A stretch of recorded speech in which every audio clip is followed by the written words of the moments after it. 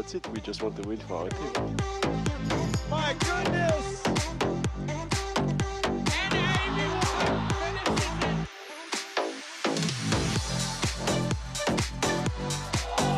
Yeah, we're just as good as the men, or better. It's a huge point for the Bay Area. Good chance that's the #1 highlight of the week.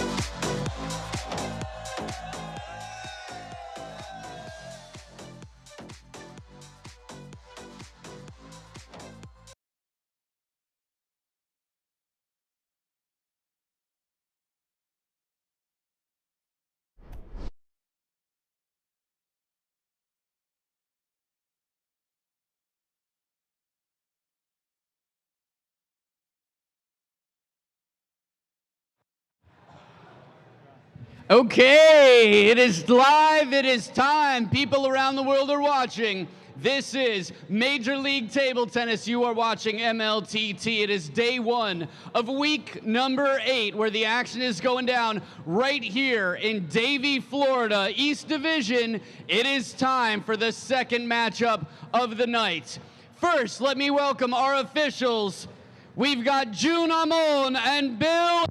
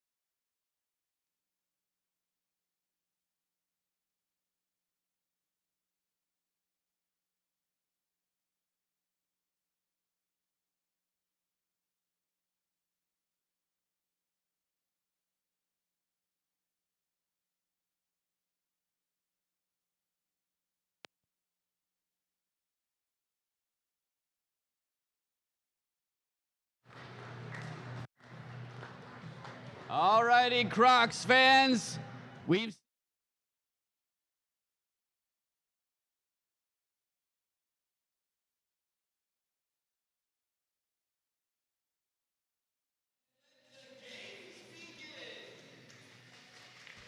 Well, it's a beautiful weekend, at least.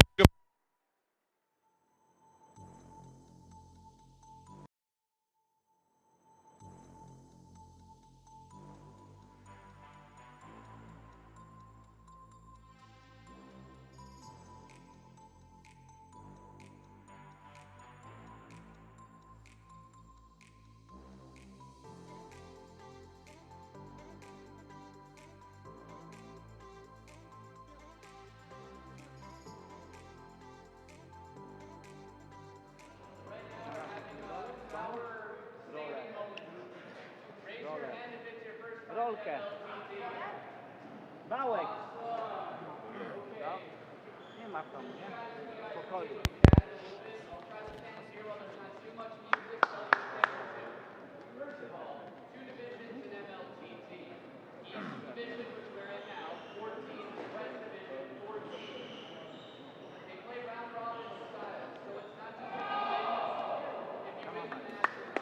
Good evening and welcome to the Broward Table Tennis Club here in Hollywood, Florida, as we get set for Friday primetime action between the Princeton Revolution and the Florida Crocs.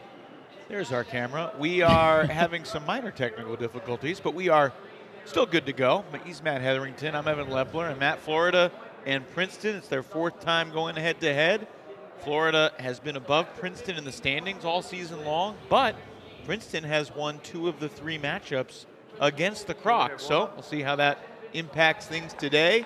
The race for the 2 spot starting to tighten up a little bit in the East Division behind Carolina. Yeah, I think that win from the Chicago Wind in our first match tonight has definitely ladled some pressure on the Princeton Revolution. I mean, Chicago Wind have 4 wins back-to-back now. The Revolution, obviously, they're here without Koyo Kanemitsu, who's been a strong player for their team. Also,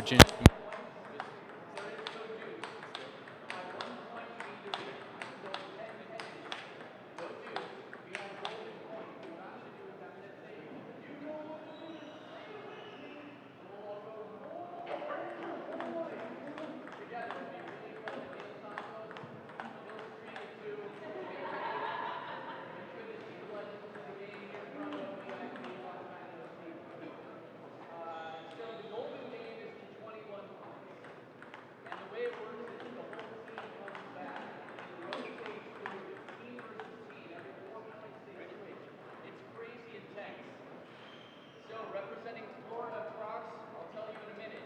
Let's start with USA's number 2, very strong for the United States, representing Princeton Revolution. Make some noise for Jishan Liang.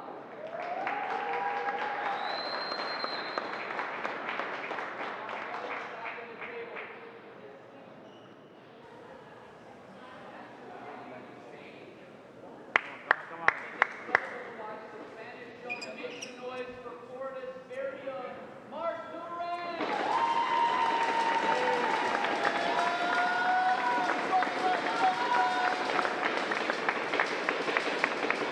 Match 1, game 1, Revolution to serve, 0-0.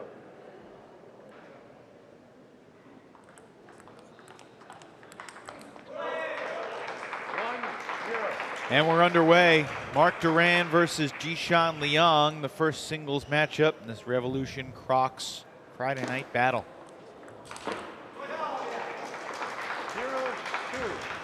Jishan, as I've said before, in my opinion, the player with the biggest forehand in Major League Table Tennis. It's the third time these two have battled on the table in MLTT. In October, Jishan took 2 out of 3. In November, Jishan took 2 out of 3 against Mark. I think he's going to want 3 out of 3. And I had the chance to chat with him really briefly before coming in here, and he seemed pretty thrilled with his new serve. Doesn't usually use that reverse pendulum serve, so it's something he's been developing, and he said it was working a lot better for him to get even more big forehands. Jishan off to a sizzling start. 6 straight points out of the gate. He's out there teeing off like Tiger Woods.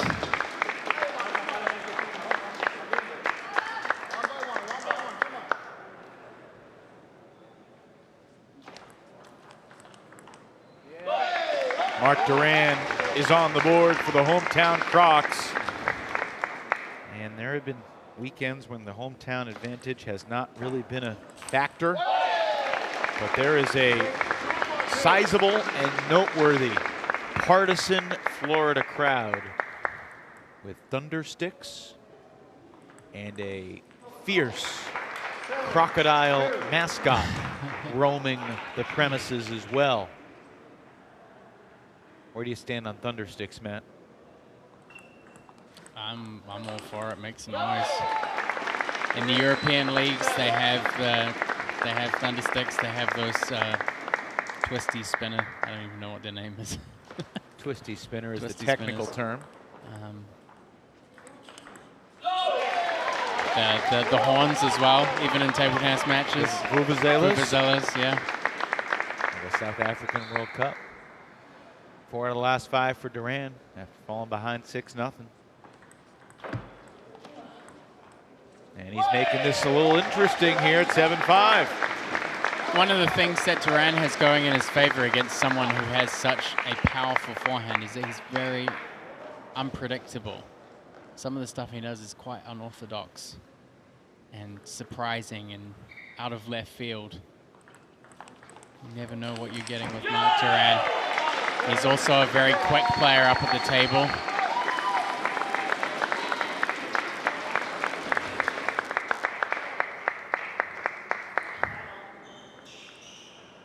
Timeout. Princeton. Matthias Habasson, the head coach of the Revolution. Watch Jishan Liang take a 6-0 lead, and all of a sudden it's a 1-point game, so an early timeout call gives us a chance to get settled in. Jishan did not play in Rock Hill. Frank Arias, the coach of the Crocs. Y el segundo repitiendo lo ahí porque viene a recobrar la posición, pero entonces repetirle ahí. Vamos, vamos, vamos. Ya lo tienes ahí. Hablas español, Mateo? No, Mateo. You'd almost wonder if this might be the earliest timeout call in an MLTT match. First game, 7-6 of the first match. Matias only has one timeout left to use before the Golden Game, and one more that he can use in the Golden Game. That's a couple hours down the road. And Duran sends it long. You know, this timeout really tells us something about the Princeton Revolution, and that is that they need Jishan Liang to win all 3 games here. Again, without Jinshin and Koyo, they have Nishant Labaka back in from the draft pool. He's not active tonight, though. Matthew DeSantalan will play Daniel Gorak in the 4th singles spot.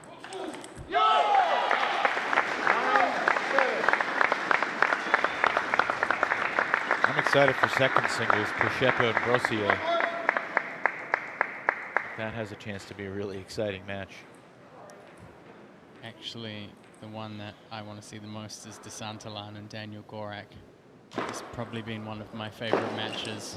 2 very different styles of play. I think they played in the first week of the East Division against each other, and so many great rallies. Yeah, you're right. Gorak took 2 out of 3. How about that from Jishan Liang out of the timeout? He converts for the next 5 points to take game 1, 11-7.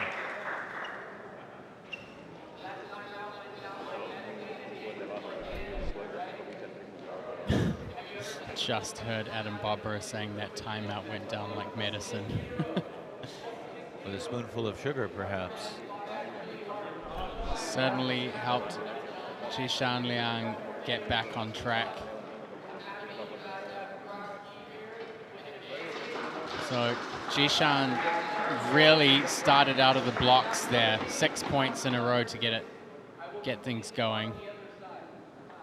Almost played 6 perfect forehands off the first half a game of points. There's the trusty Crocs mascot. He looks a little bit like he's, I don't know, hunting Peter Pan or hunting Captain Hook. Maybe an alarm clock will go off at some point.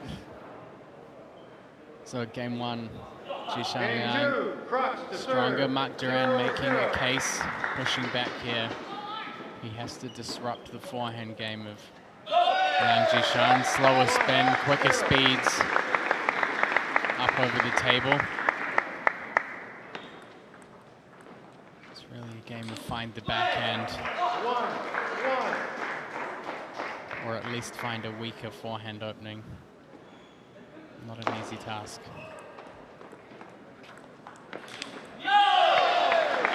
Well, he did find the weaker forehand opening. Duran gets the ball quickly into the elbow of Liang.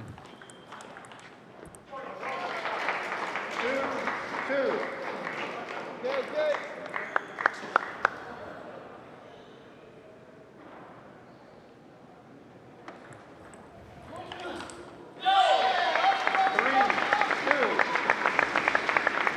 Ever since the 6-0 start, Duran has been right there. I know that's a little bit like saying, other than that, Mrs. Lincoln, how was the play? I mean, he certainly has the skills and the experience to contest this match. Go, Mark.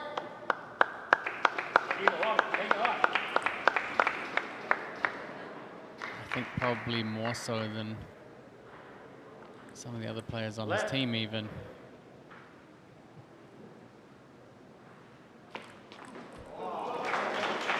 Great long fast serve right into that back white line. Service error from Jishan. Can be tough. One of the things about bringing a new service action into the game, needs to build up more matches using it first, so under the pressure it can be hard to execute a new serve. Does anything scream out at you in terms of big differences mechanically from his previous serves to what he's doing now? Yeah, so it's totally opposite direction. It's actually a pretty effective serve for left-handers. Been a number of left-handers like Timo Boll, Michael Mays that are pretty well known for. Duran catches the edge. Yeah, I mean it's a totally opposite direction, totally opposite spin. It's really good to have both options, especially when you have a big forehand. If the pendulum direction doesn't work that well for setting up your forehand, you can just switch and try the opposite. So he certainly seemed pretty pumped up about it when we talked earlier. So we'll see how this match goes for him. Jishan will also be playing doubles for Princeton today alongside Angela Guan against the familiar duo of Gorak and Ekholm. While Duran will have a long break before the Golden Game. And in the first singles spot, and then not again until the grand finale.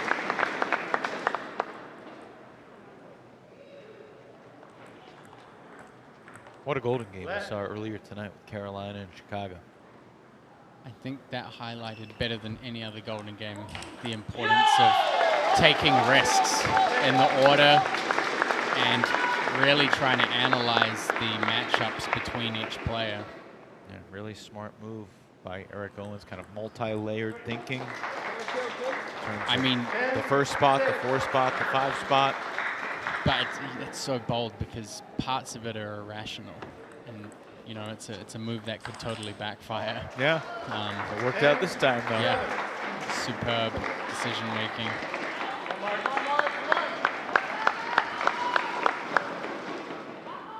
I wonder if we'll see more of that in the second half of the season. Oh, Leon tried to stay alive, but Duran able to finish game 2 by the same score Leon took game 1.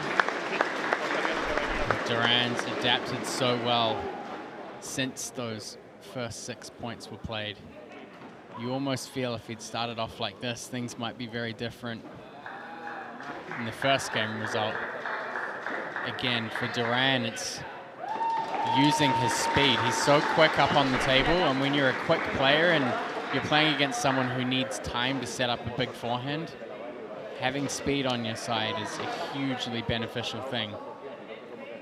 So an important question I want to ask you, Matt, how do you approach a match as a spectator when both guys on the table are on your fantasy team? Because that's the situation I'm in right now. I'm rooting for both Jishan and Mark to do well this weekend. I mean, the good thing is you can just enjoy the match because you know that you're going to get points for every single game anyway. So there's always at least a safety net, whereas if you have one of them and they lose 3-0, which fortunately for me now is not the case because I do have one of them. Which one do you have? I'll tell you at the end. I have Duran. Interesting. I love watching Duran play. I think it's just, he's kind of like a Pandora's box to me. I've seen him play two-handed backhands and chop blocks and hand switch, all kinds of strange things within just one rally. He's another guy that we've seen respond well to slow starts sometimes. I mean, last time he played Jishan, he lost game 1 11-4, and then he won game 2 11-9. And then the third game went to the golden point. Went Jishan's way ultimately. Oh, that's the shot of the night. Did it hit? From where I'm sitting, that bounced up. I think that bounced up. Off the side of the table. I think that was the side. They're calling it Jishan's point, saying it did not hit the top. I think that was the side. It was interesting because usually if the ball bounces up, it indicates that it's hit the top edge of the table, but not always. I genuinely think if you looked at the slow motion replay, I think that hit the side of the table. There was no decisive call either way by the umpires. They kind of stared at each other and eventually said point for the Revolution. Crocs don't look happy about that. It's a tough call. Yeah, it's a tough call. Usually the visual signal is if the ball bounces up, then it hit the top edge. Timeout, Florida. Hope we can go back, take one more look at that previous point. I did feel like it hit the side. It's a really tough call when you're sitting there watching it in real time and real speed. And of course, the players don't have the luxury of being able to watch it back in slow motion, and neither do the umpires. But I feel like it hit the side. It was close to the top, but I don't know. I mean, what if 4/5 of the ball hits the side, but the 1/5 of the ball hits the top? The difficult thing now is that there are screens down on the side of the court, so the Florida Crocs have just seen that replay, and it's reconfirmed for them. They think it hit the top, but I don't think it hit the top. But I don't know what I'm looking at. I know that Jishan Liang, regardless of that previous point, is locked in here in game 3. I don't know, I might have changed my mind. The second angle, seeing it from the second angle from behind Duran, yeah, I'm not sure. What I do know is that both players need to refocus and keep moving forward.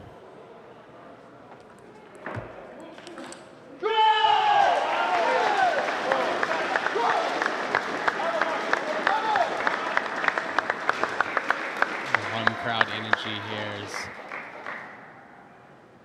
giving the Bay Area a run for its money. Jishan Liang just teeing off. A little bit of a late pickup there from Duran. He got himself into a reasonably good position. I think he let that ball drop a bit too much.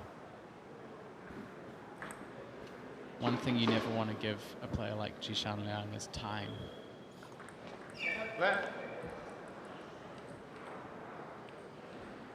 Go, Mark. Coming up next, a match that Evan pointed out he was looking forward to.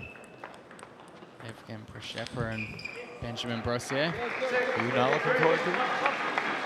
I am. I look forward to every match. I hear that.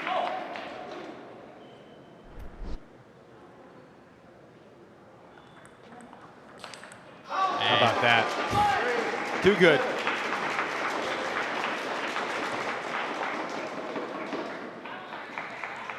So he's got a backhand powerful too.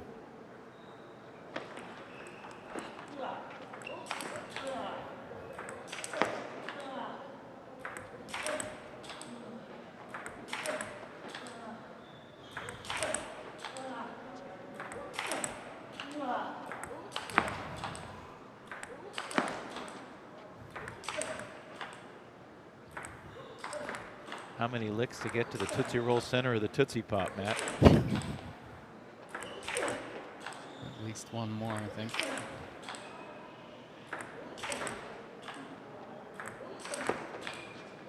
And Jishan just hangs in and keeps going. Duran didn't really have too many options from back there. He went for one forehand counter, but Jishan got the ball back over to the backhand side. Was kind of waiting to see if Duran would throw in a two-handed backhand. Impressive for Duran to defend for that long. Jishan didn't try to go too big. Stayed with it.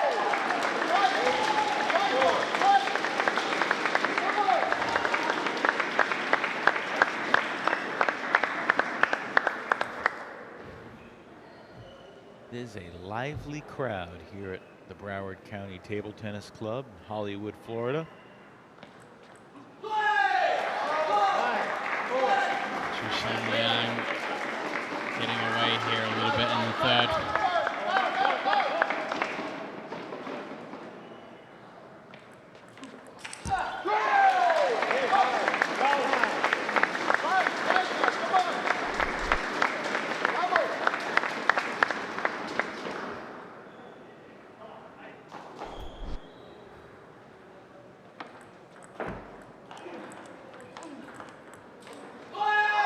Duran really had to have that one, and Jushan out-dueling him here in game 3. It's a familiar story for Duran, who's gone 1 and 2 in singles in each of his previous matchups against the Revolution.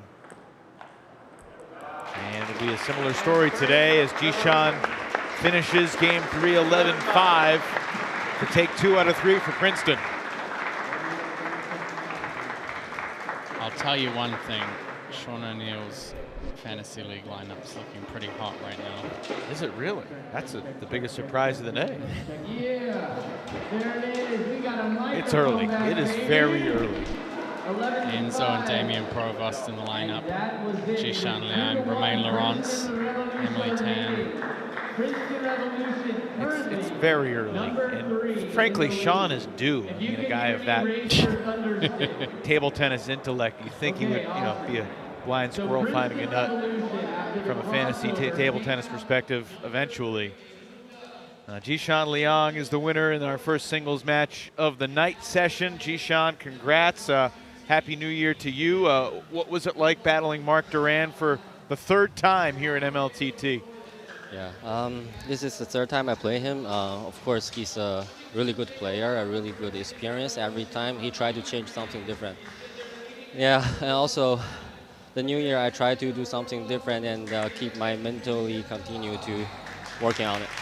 And you told me a little bit before the match in the hotel lobby before, and we saw it here, that you've been working on a new serve and you've been using the reverse pendulum. What gave you the inspiration to try something different? Obviously you've been playing you've had a very long career. Why now? What's the importance of the timing now, and how did you feel like it worked for you in the match? Yeah, I think actually really hard if I need to continue use this serve for the first match for this year's. Basically, before also trying to do this, but sometime not work, I just immediately stop. But it's 2024. I tell myself, doesn't matter win or lose, I need to try something different, and I need to keep working on it.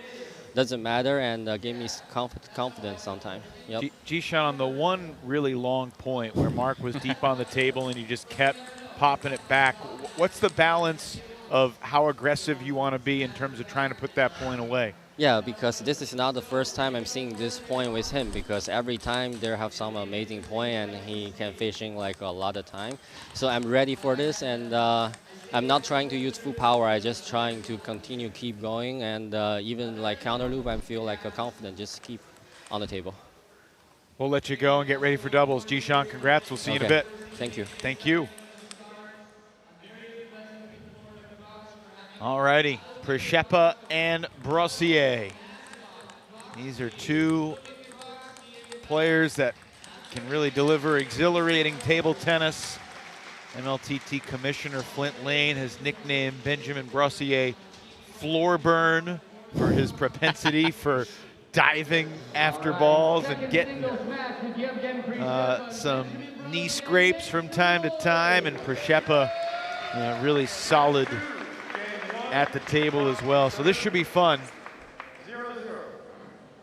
2-1 lead for Princeton after the first singles match. Brossier will serve to begin match number 2.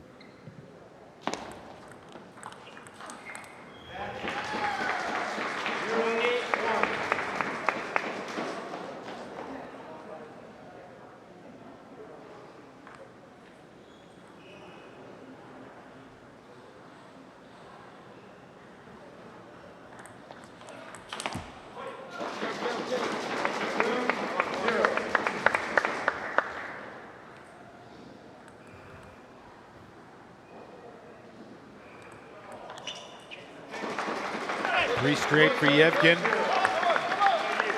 Started playing table tennis at a club in Kyiv, Ukraine, right down the street from his house, a 1-minute walk. Started playing when he was 6 years old. He's now 38. Left.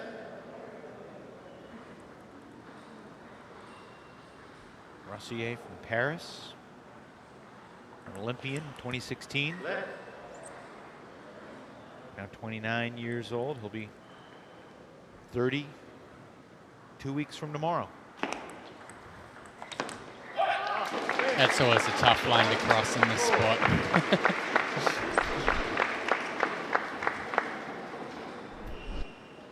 Life begins at 30, Matt.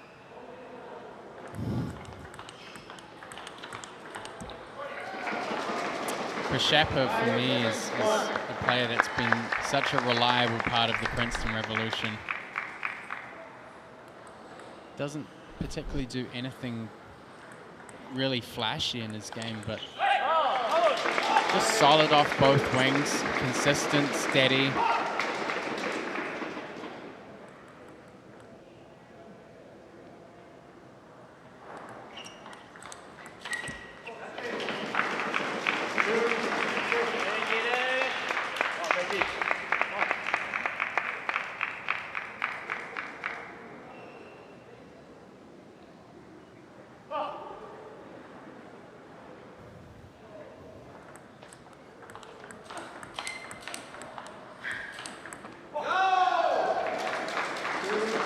Pretty one-sided opening game so far in favor of the Revolution.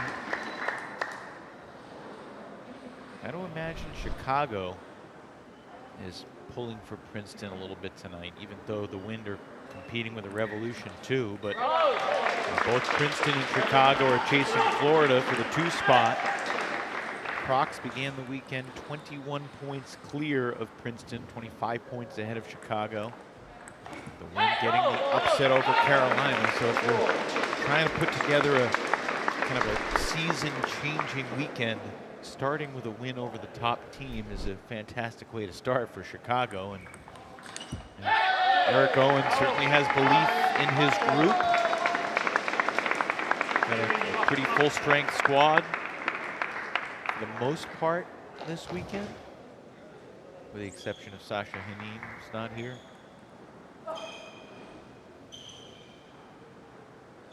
Rossier fighting his way back into it.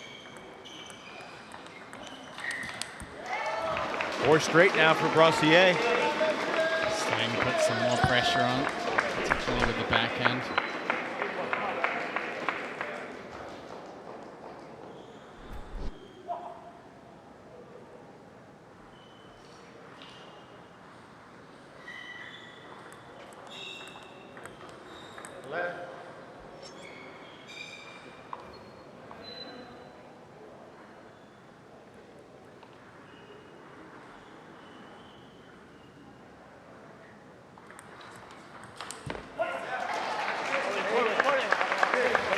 Looking for the forehand against the top of the net.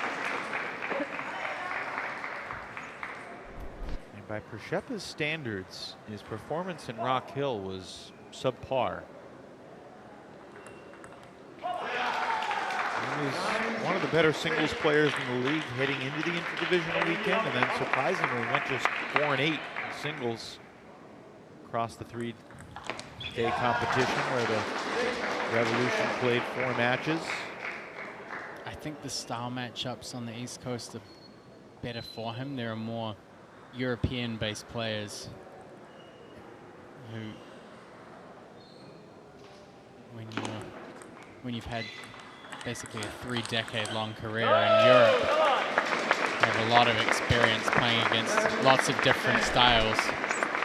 In the interdivisional weekend, he played against Texas's Dave Macbeth, Seattle's Nikhil Kumar, Bay Area's Talon Jong, and he got a win over Portland's Jonathan McDonald. It's a pretty interesting mix of opponents. All 3 of them are, well, all 4 of them are totally different from each other.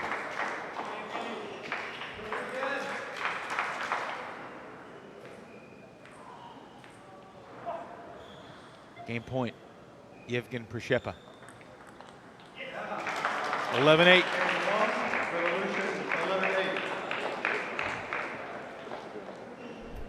And for the Revolution, they win 3 out of their 4 matches in that interdivisional weekend, including a thrilling come-from-behind win where they beat Texas on the ultimate golden point, Jinshin Wang against Kasahara.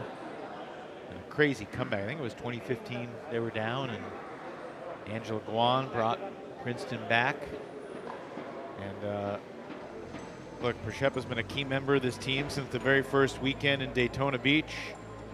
His best weekend of the season was a 7-2 performance in Myrtle. And this Princeton team, it's interesting because from a depth standpoint, you talk about they're missing Jinshin Wang and they're missing Koyo Kanemitsu, 2 of their top players this season, and yet it feels like they've got a pretty capable singles lineup here tonight as well. Yeah, I think there is a little bit more pressure on their players to step up. Again, seeing that really early timeout in the first game of the first match, I think showed, okay, we don't just need wins. If we're going to get wins, we want 3-0. And I think that timeout showed the emphasis on let's make sure that we capitalize off our advantages here and we take every single game that we possibly can. 1-0.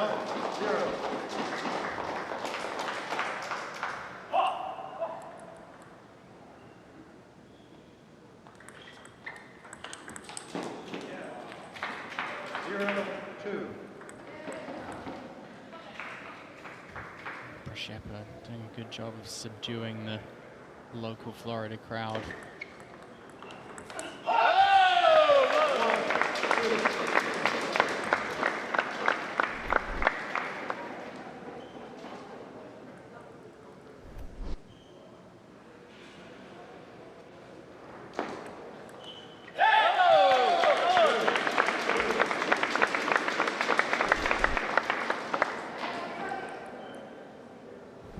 Doing a good job of mixing up the serve game.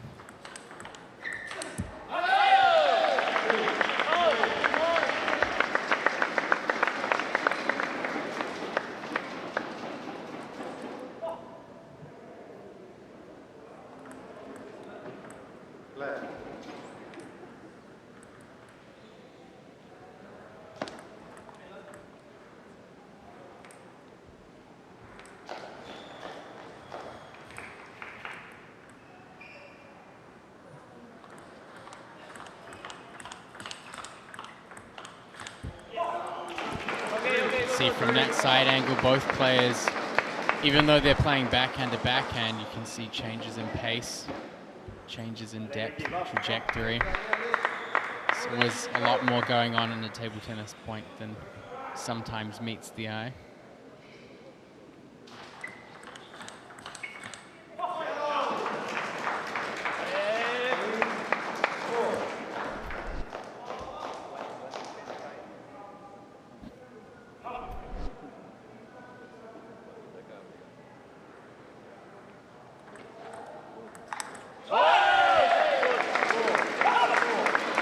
This is the first meeting between Przeszepa and Brossier in MLTT in a match.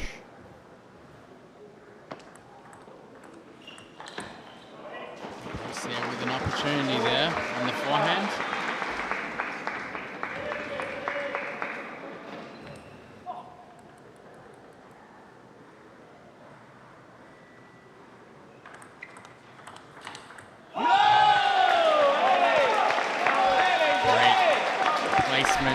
Straight down the line there on the back end.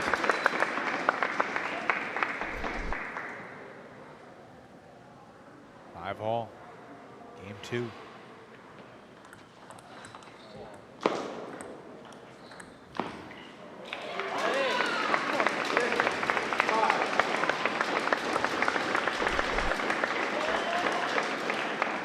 Attentive there from Przeszepa. think he got a bit too close to the ball contact.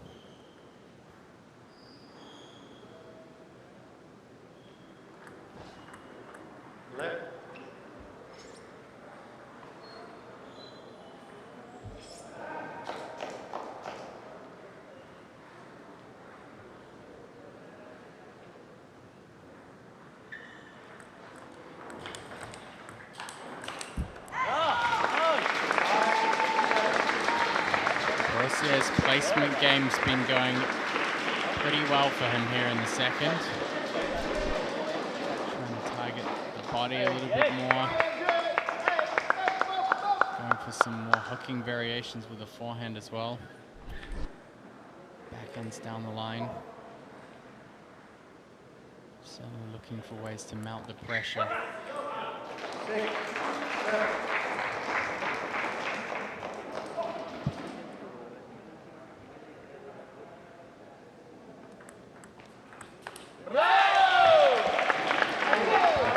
Sends that one flying off the top of the racket. Thought we might have a souvenir up in our makeshift elevated broadcast booth. I'll be ready.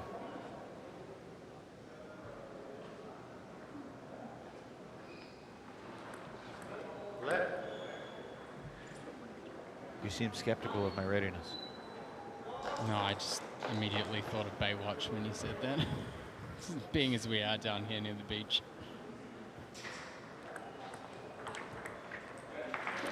Light flip on the net there from Brossier, but it's going to give him a 3-point lead.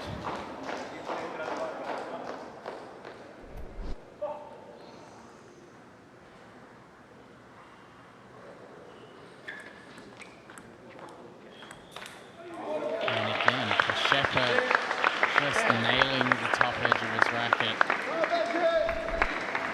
Brossier sets up with 4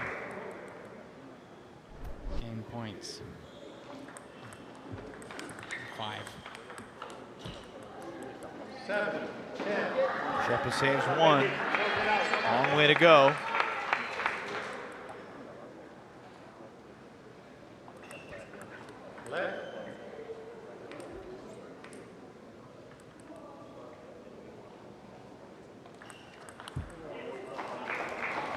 Saves another. They have not had a golden point yet tonight, either in the Florida-Chicago match or so far here in this Princeton, let's say Florida-Chicago, Chicago-Carolina earlier.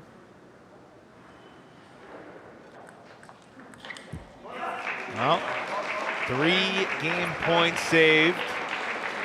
Brossier's got one more chance on his serve to finish this off. Frank Arias going to take his first time out of the night at 10-9 here in the middle game of the second singles match. Every time you serve short to the reverse to the short to his back, he come in there.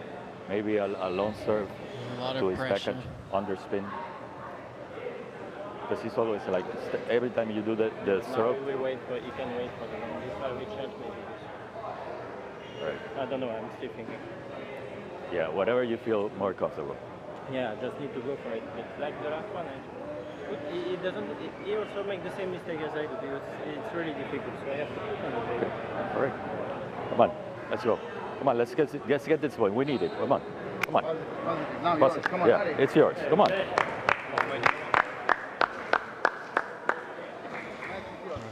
the bench. Crocs coach Frank Arias. Where he's giving some suggestions about choice of serve, which is going to be pretty crucial here. Certainly, Brossier, as he said, has a lot to think about.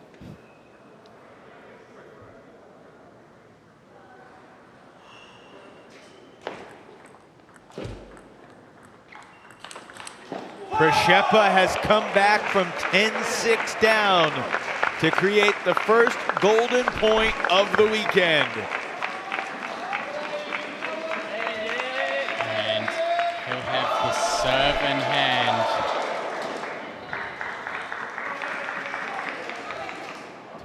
give the Revolution a 4-1 lead.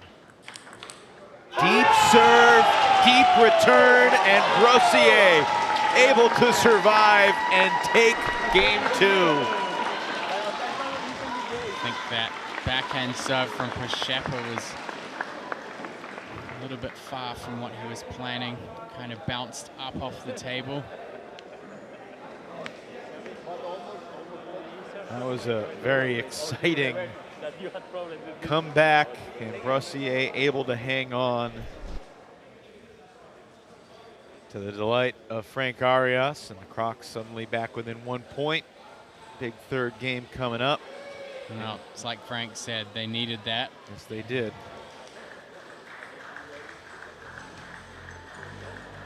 Got off to a good start in that game, and that was huge for Brossier, who went 6-6 in 4 singles matches in Rock Hill. Also played an interesting quartet of opponents. Match against Seattle, he faced Andrew Sal. Also faced Daryl Sal from Texas. They lost to Sonora Silva, who's a former member of the Princeton Revolution, 2-1, and then he played a really exciting battle with Portland's Isaac Villa Ortiz. Ortiz took 2 out of 3. All 3 of those games were decided by 3 points or less.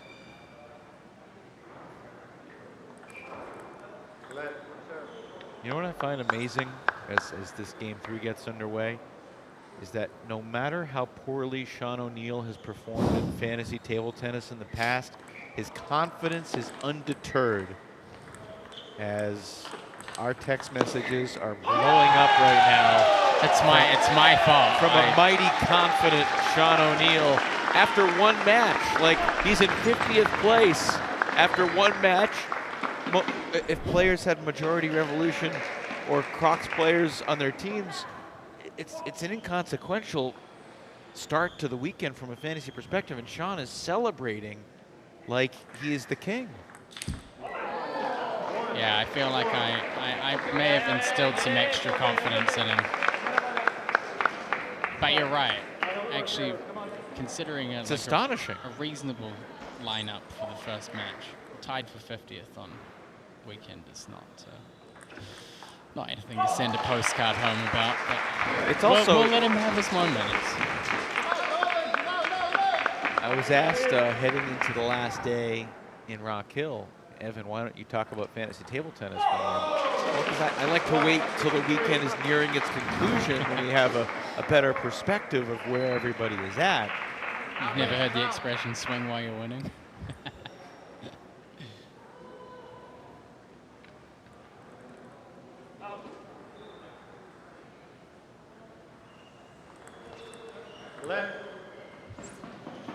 What do you think is going to ultimately decide who takes game 3 here? Serve and return. I think it's just been such a big factor in the game, and the players have shifted through a lot of different service types. They're still trying out long, fast serves. Przeppa's working in the backhand serve. You heard in the timeout the talk about serve. There's another good example. A long, fast reverse is really not an easy serve to pull off, so they're taking some risks in their decisions about serve. I think it's just about trying to put more pressure on than the opponent in the rallies. I feel like we saw Przeppa taking more risk in the second. He went for some slightly bigger shots, pinged the top edge of his racket a couple of times on bigger forehand attempts. The strength in his game is usually in stability. And there's another good example of so many different serve variations coming through here.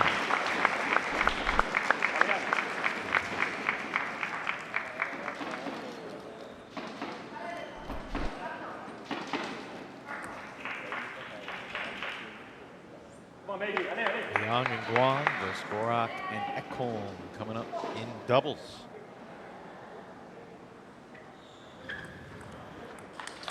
And a good serve and setup there. Brossier with the reverse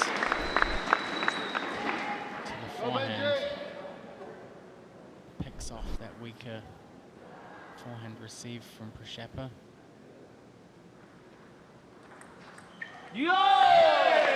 And he'll take another point from the serve. Ties things up here in the third.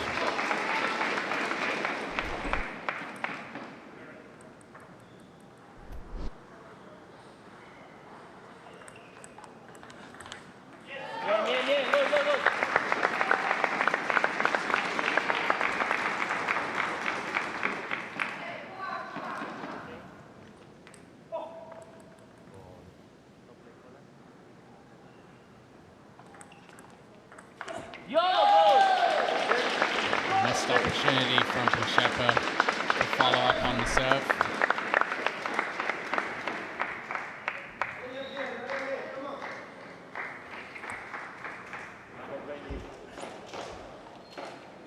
Just a bit of an unstable footing there to get the right weight transfer.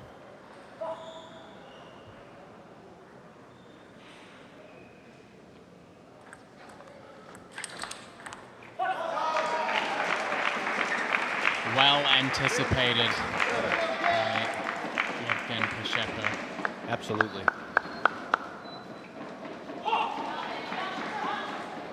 I've heard you and Sean say that the person who attacks first is usually in position. Brossier attacked first, but not good enough.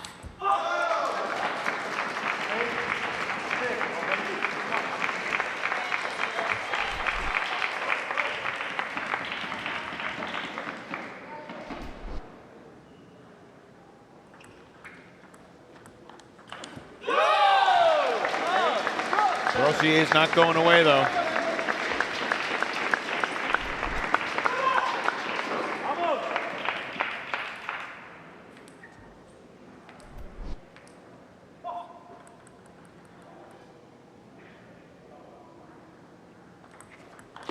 Wow! How about that? No better time for it. Brossier picks up the half-long ball, steps around. It wasn't even half-long. Short just popped up a tiny bit. And Princeton probably wants that serve back. Perfect judgment there from Brossier.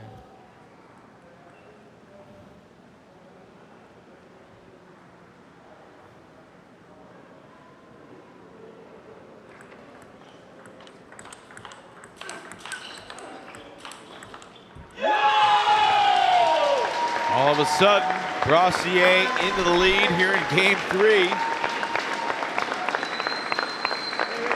An opportunity to level up this team match at 3 points apiece heading into the doubles. When it looked like Princeton was about to go up 4-1 not that long ago.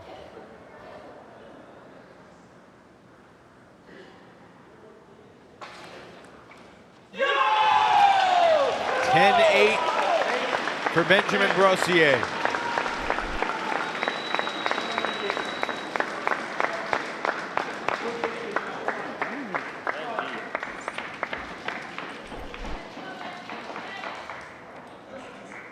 Matthias Habasson could have taken a final timeout, did not choose to call it.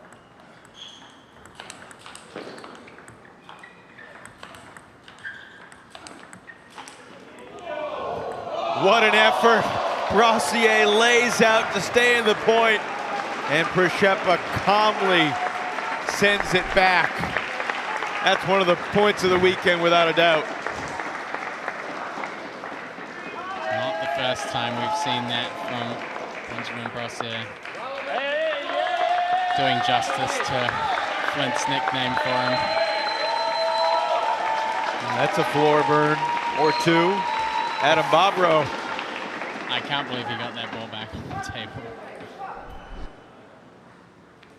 Bobrow's enjoying himself. That's nothing new.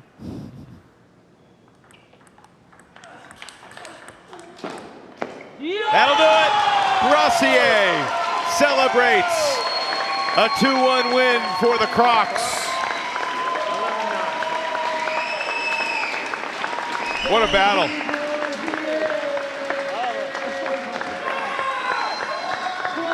You can see what it means to him and to these crazy Croc fans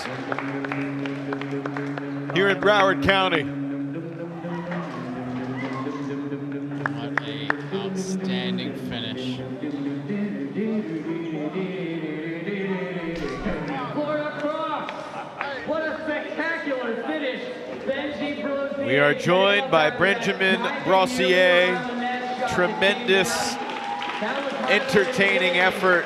Benjamin getting a drink of water. Congratulations on pulling that one out. Just so many exhilarating moments throughout that match. I don't even know where to start. What's on your mind right now in the aftermath of that match? What's on my mind now? I'm just thrilled that I won this match. It was not really a nice match to watch, except the last points. But still, I kept my head straight to win at the end, and I'm really proud of this. And the match was very kind of focused around a lot of serve and receives. The serve variations from both of you changed a lot. How much of your focus was on changing your serve up and focusing on serve receive? Yeah, it's true that I think we didn't have really good sensation in the game. I will speak for myself, but I felt that also for him. And it's true that it was really important to play on the first point on the service part. I tried to change a little bit my service, but at the end my service in the forehand was working, so I changed just to make him a little bit confused. But my main goal was to keep it like this, like straight in the forehand. And Benjamin, how's the body feeling after throwing around? I will tell it to you after the weekend. For the moment, I'm okay. All right, get some rest, get some water. We'll see you in the Golden Game. Thank you. Doubles time. Liang and Guan sit the battle. Gorak and Ekholm. I like these new player pictures from the media days that we had in South Carolina. We've seen this doubles matchup twice before, in October and November. Gorak and Ekholm took 2 out of 3 in both of those matches. There were 3 golden points in the 6 games between these two doubles duos. So 5 of the 6 games decided by 3 points or less. Brace yourself for some fireworks here, Matt. Well, that wasn't what I had in mind. If you meant firework in the sense of vertical trajectory. Yeah. Jishan forehands hitting the ceiling and exploding. Could happen. You ever seen a ball explode off a paddle? Yes. Actually, I think in the very early days of the change to the plastic ball, back around the early 2014, they hadn't really done, they kind of rushed it in. They switched from celluloid to plastic, and I think it was very early development stages. So yeah, you'd literally see it would pop like a firework. If the ball even touched the top edge of a racket with a seamless ball, it would split in half. Thankfully, things have developed in the past almost 10 years since then. I was genuinely worried for the sport for a while there. Only 5 days away from New Year's Eve. Fireworks still lingering out there, ready to pop.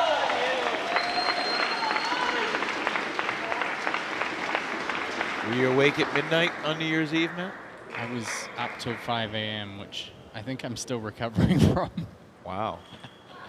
That sounds like you had a heck of a night. It was just a long night.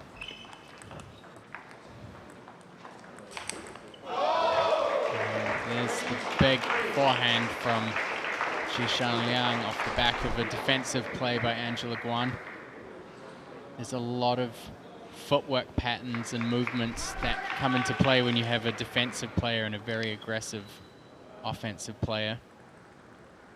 Jishan has to make sure he doesn't give up too much ground and drift back from the table with Angela, who needs more space.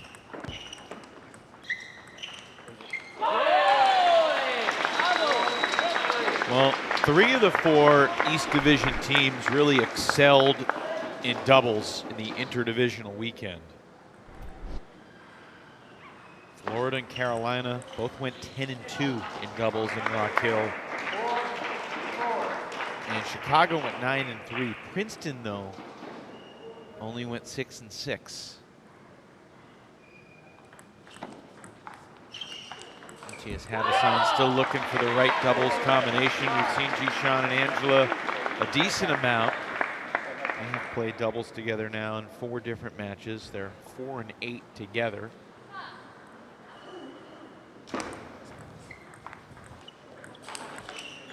For any games across 4 different matches of 3 games apiece. Ekholm and Gorak have been the familiar pair. They've played together all season, and they are 26-13. They've won 2 out of every 3 games they've played so far this year in doubles.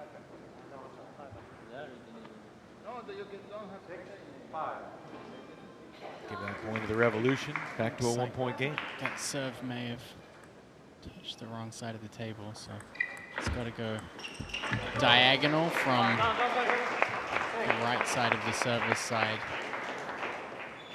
It's the only time the line on the table means anything, right? Doubles? Yeah, that's right. And it's something that especially a lot of recreational players aren't aware of. Is in singles, you can serve anywhere. There's a lot of mythical rules about serves in table tennis.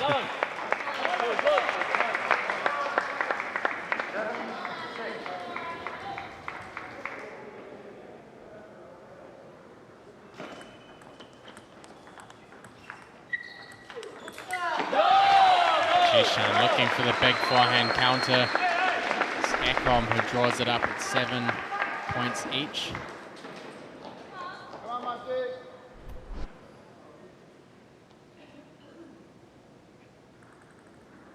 Gorak truly here on home ground. He's out coaching in Lakeland, Florida. I think living in Tampa or Clearwater, somewhere around the area. Yep.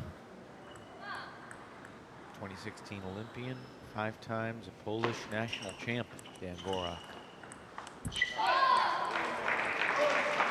It's interesting to me sometimes in these doubles combinations, it feels like the pressure's on Ekholm to make the first opening.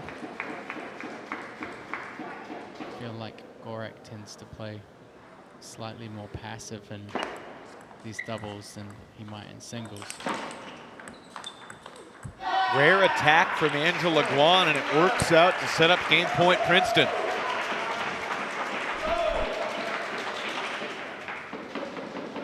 Good to see Angela take that big swing in that moment. That's what they need her to do. You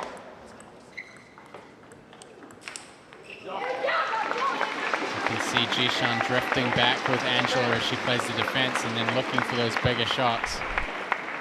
Difficult to land them from back there.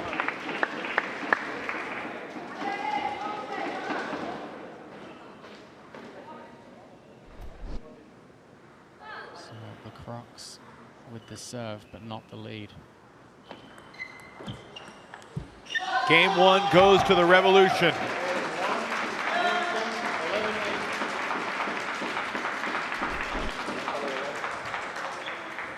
Great start from Princeton Revolution.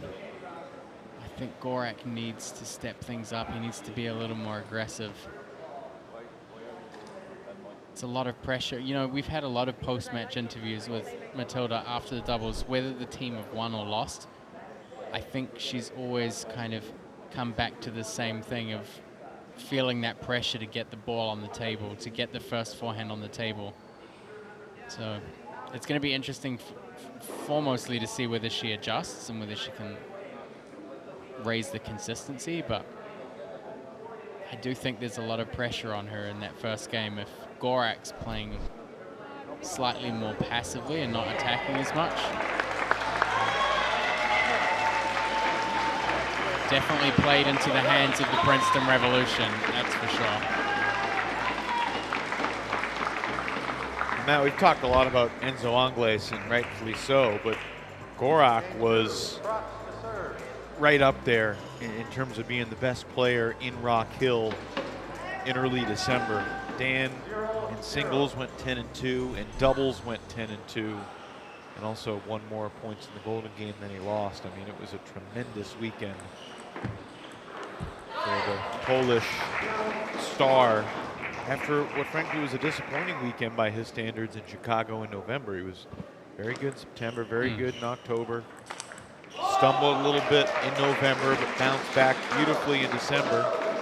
It's been fun kind of generating that monthly rhythm, seeing players step up, rise and fall, the normal peaks and valleys of sports. Gorak getting the forehand in, needs to step up the offensive. He's going to have a decent amount of home support here.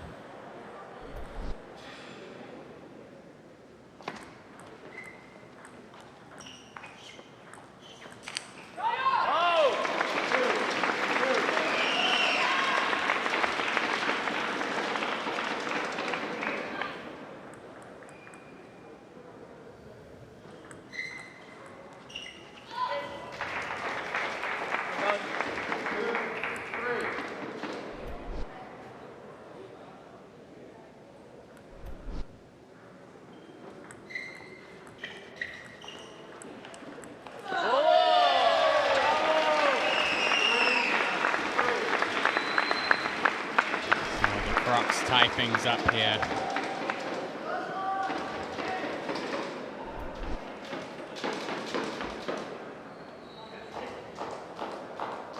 A full weekend of matches here at the Broward Table Tennis Club.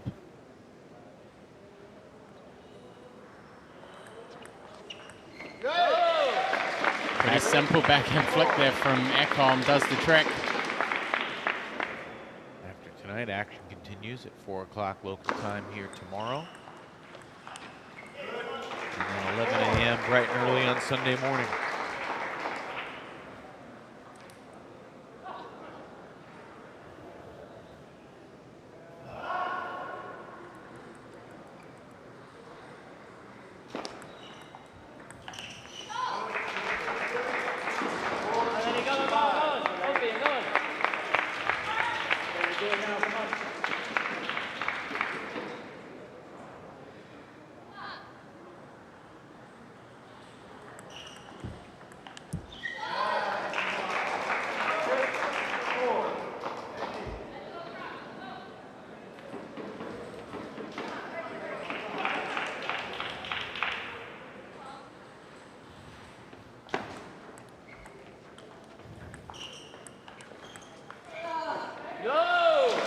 Lunging effort from Leon, couldn't get it back, and Florida's back within one. Right now, this Princeton Revolution pairing are looking pretty confident. It's going to be a tough battle for the Florida Crocs to regain control. Gorak steps up against the chop of Angela Guan.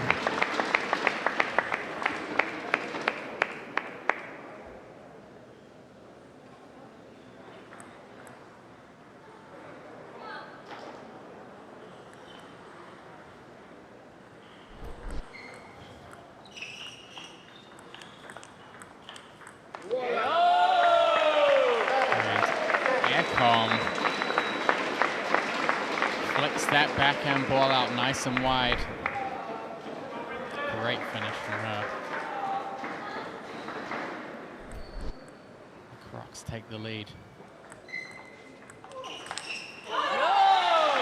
And there's that confidence that we need to see from Ekholm in committing and executing those opening backhand and forehand loops against the backspin.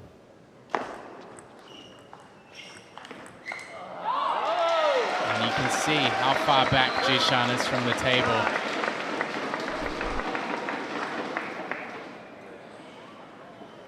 The Crocs getting Angela Guan to move across in front of Jishan.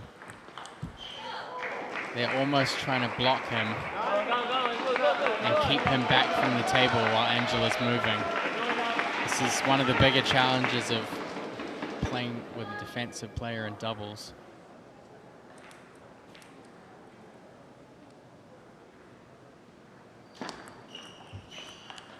Whoa! 10-7 now for Ekholm and Gorak.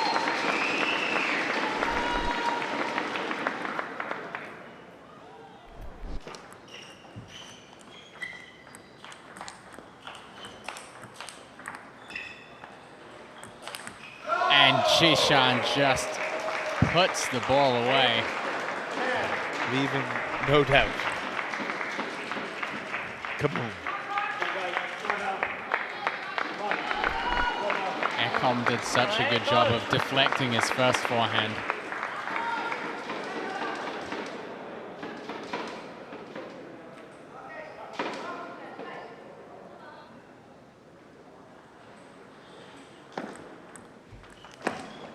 Had a feeling Jishan was going to go for something big.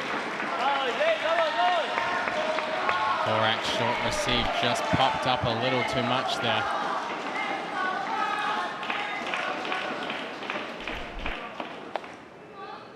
Juan's got one more serve.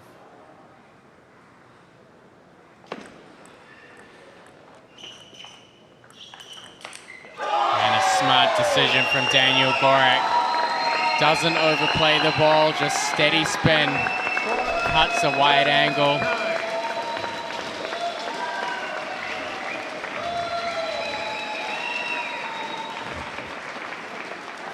So the Crocs level up, 1 game each. Pretty tight margin there, 11 points to 9. Yeah. First game was 11-8. I mean, the Revolution looked to be in control, at least in the first half of that second game as well. But again, it just comes back to Gorak being an assertive player. He's got to get into his attacking game, especially in the third, given that the order switches back, at least in the first half.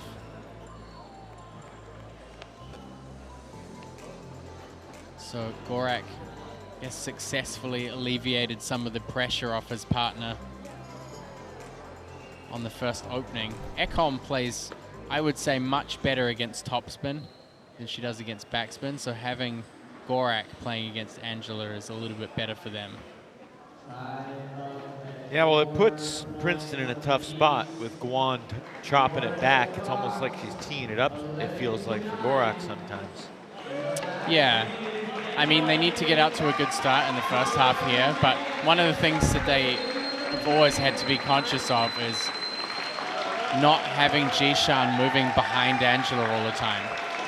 He's got to find a position where when he moves in to take his shot, he's able to kind of maintain a good position up nearer the table.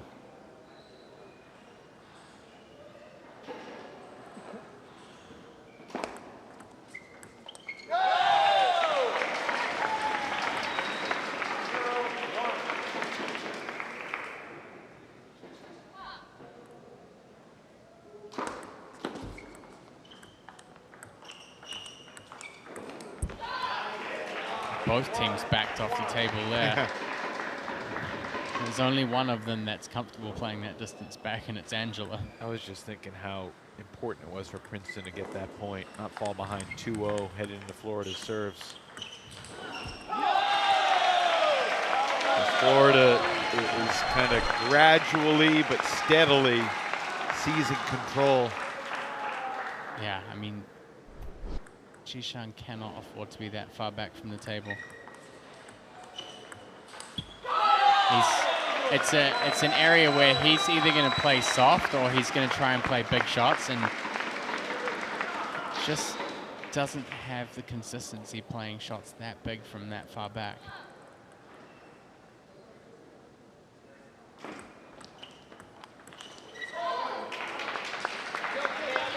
Not a ton on that forehand, but enough to put the pressure on Gorak, and we hit it from over the table, so Gorak didn't have as much time to think about it.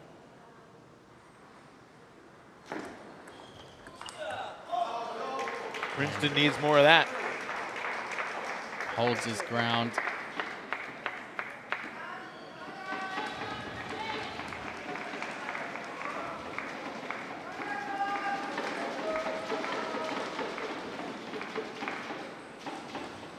Crocs mascot has got to be warm. He's still bringing the energy. He's moving the around passion. a lot.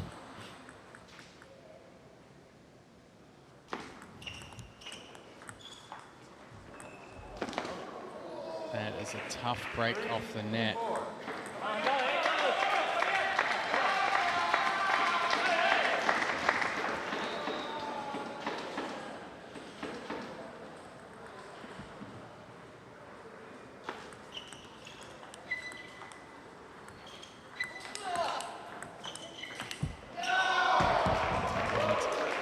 Very frustrated there from Ekholm. She had a chance. Guan just brought that ball back nice and steady, right onto the white line at the back of the table. We have seen officials give yellow cards for far less than the paddle flip that Matilda Ekholm just casually tossed on the table. And for the record, I am not advocating for her to get a card on that play. I'm just articulating that we have seen more penalty for less frustration before. That's 5 straight points. Ekholm, very frustrated, does not think the serve was legal. So Ekholm is indicating that the first bounce of the serve is actually on the wrong side of the table. It's a little difficult to see from that angle with Jishan in the way. But when you're serving diagonal, it's both bounces that have to fit within those 2 squares. Angela's not going to leave any doubt this time. She goes to the corner of the table.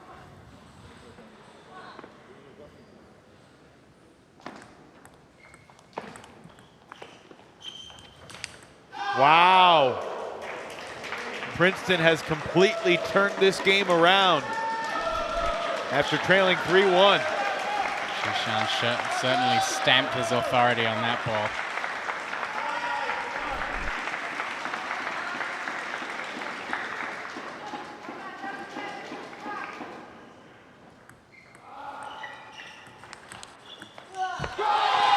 Angela goes on the attack, but Matilda Ekholm starting to get fired up here.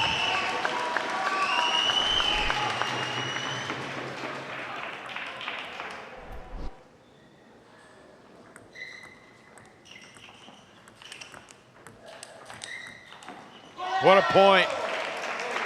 Princeton prevails and now leads 8-4. 7 of the last 8 points have gone to the Revolution here in this decisive game 3. Decisive in more ways than one. The overall team tally currently sitting deadlock 4 points apiece.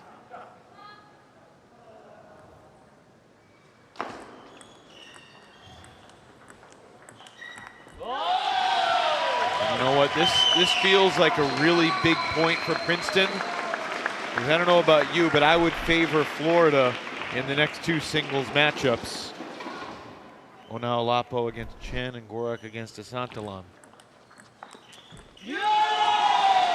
Yeah, it's, I would say there's definitely some favor for the Crocs. And of course they have a home crowd advantage too. Getting good support out here. Will it be enough to bring Gorak and Ekholm back in this match? They've talked about their mental strength all season long, and before this point, we're going to get a timeout from Matthias Habasson. I think he senses how critical this point is too. You know, this could really mushroom quickly if the Crocs could take a 5-4 lead here. All of a sudden, Ojo takes 2 out of 3. Gorak takes 2 out of 3, and Florida's got a pretty healthy lead. Stay close, Gordon to the leaders. Exactly. Yeah. She's serve, middle. I block on table, and then on table, and then you chop on table, I try counter next one. You just take you take your position, okay? You stick, you take your position. Okay. Even high ball, you feel not comfortable. Okay. So, just so. Okay? Good guys. Come on. Did Jisan just say if it's a high ball, you can't chop the ball? Because if it is noticed, I'm not sure that's what he said, but I thought that was what he said. I think he said even if it's a high ball that she should chop. He's basically saying as long as she plays a defensive shot, if they have to spin the ball up, he's going to go in for the counter. Okay. At least that's what I think he said. I guess we'll find out.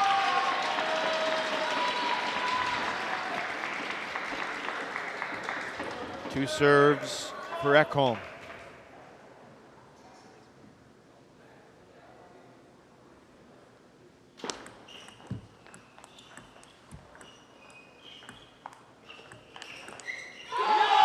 And you have to imagine that it might have backfired there, because in that situation, Angela could probably have done with attacking. Opted to play defensively instead.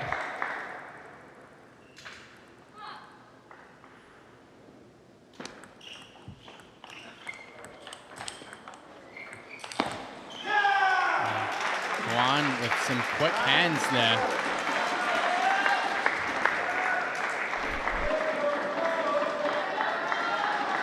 Gets up on the table with the forehand block.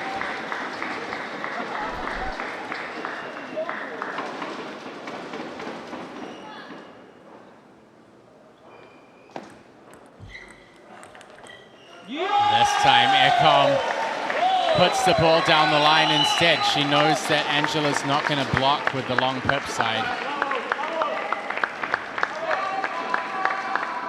It's a simple redirect from Ekholm.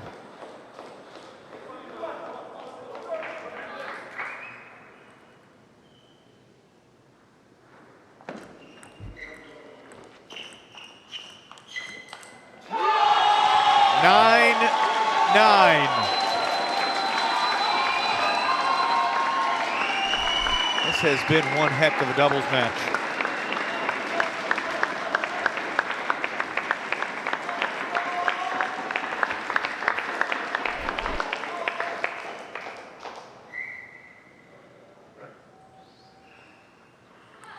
Serve goes back to Gorak.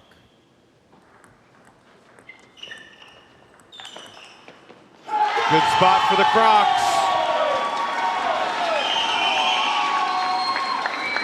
We have seen this movie before.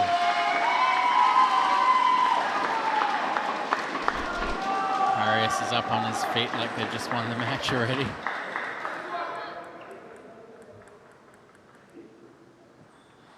Game point. Gorak and Ekholm do it again for the Crocs in doubles. And they went for the same play, same setup they went for. 2 points in a row. 2 points in a row, it worked for them. And that made all the difference. Ekholm and Gorak continue their run as one of the strongest doubles teams. You ever seen a dancing crocodile? You have now. 4-8 down. It was looking grim. It was dark. It was all tunnel. Did that stop your hometown players from playing back? First game was 11-8. Games 2 and 3 were both 11-9. That was one fun battle in doubles here with Princeton and Florida, but as usual, Gorak and Ekholm emerged victorious. Matilda, we've had plenty of these chats. Yeah. After you and Daniel were behind, either in a particular game or down 1-0. You guys find a way to do it again. New year, similar result for you and Daniel. What was the story of that match from your mind? I don't know how we do it. It's clearly not the first time. But it's like I always say, like Daniel's so calm that when I stress and spiral, then he brings me back, and then I can focus. And I mean, he was playing so good the whole match. So I mean, kudos to Daniel. He was so good. What do you think made the difference in the end, especially in the last 2 points, which were quite similar? And also, I know Angela was doing pretty well with her forehand blocking. Yeah, I was going too much to her forehand. She could predict it, so I played good across the table, but if I do it every time, then she can step before. So yeah, in the end, I was like, okay, just go down the line, and that worked. So. How do you feel you and Daniel have evolved as a doubles pair from September to now? I feel like he can understand me really, really well, which is good, because I like to have structure when I play doubles. So because I'm not the fastest player in this court, I need to have some predictability where he will play the ball, and I feel like the more we play together, the more he can sense that, and it's just so comfortable to play with him. So. Great stuff. Congrats on getting 2 out of 3, and we'll see you in the Golden Game, Matilda. Thank you so much. All right, back to singles with 2 of the best headshots, if you can call it that, in the league. The gun show versus the Croc. Yes, indeed. Alexander Gunshow Chen versus Ojo Chomp Chomp Onaolapo.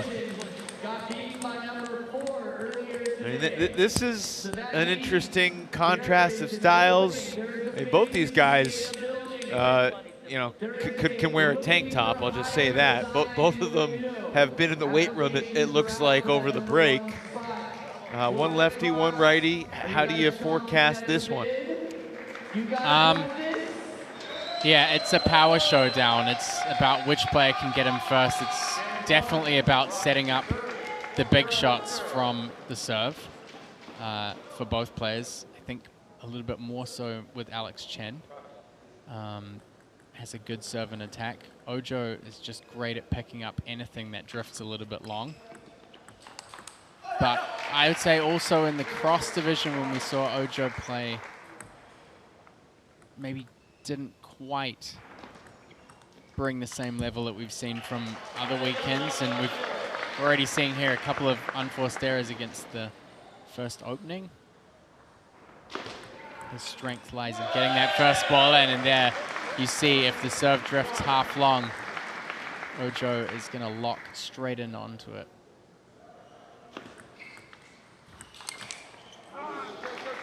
Three of the first 4 points go to Chen.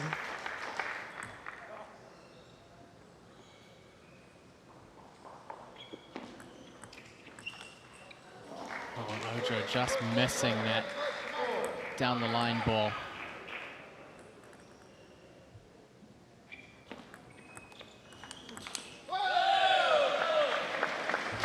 Ojo in Rock Hill was usually solid in singles. He went 4-2 in a couple matches. He struggled in the Golden Game, though, which has usually been his forte. Dominated Golden Games, won the ultimate Golden Point, the first one ever in MLTT history. Here's how good he had done previously, Matt. He went 2-10 in Golden Game points in Rock Hill, and he still has 1 more Golden Game points than he has lost, even after going 2-10 a month ago.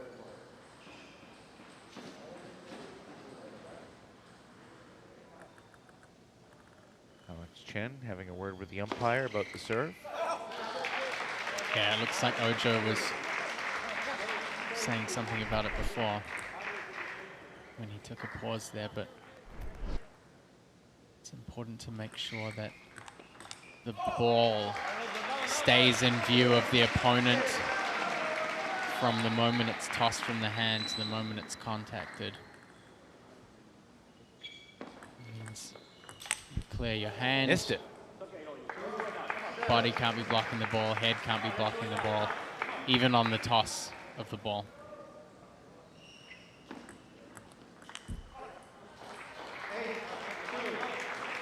Well, Alex Chen just looks to have locked things down here. When I said that Ojo was the favorite, perhaps Alex Chen heard me and took offense.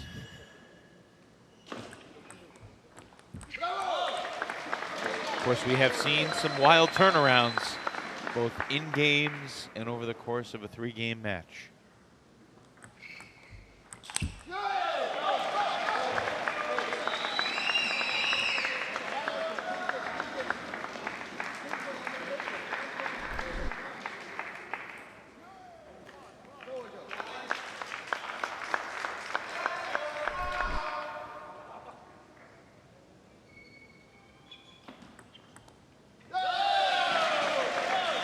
Three straight for Ojo as he looks to rediscover his mojo. Apologies to everybody out there. It was just too easy.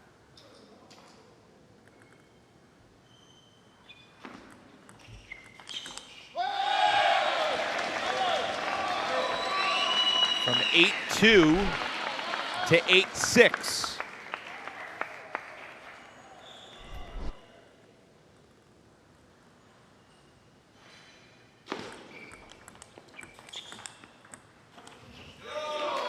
Big point for Alex Chen right there.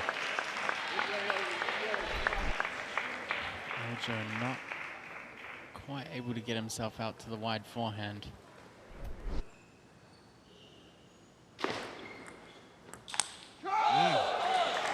Chen going for broke. We've seen each of the players miss one of those over-the-table smashes here in this opening game.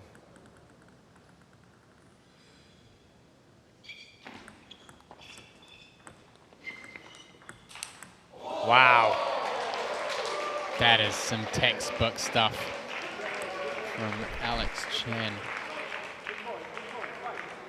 Drops the body weight almost to the ground to get that ball down.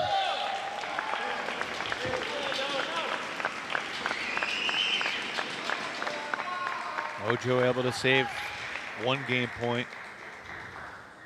A few more to go.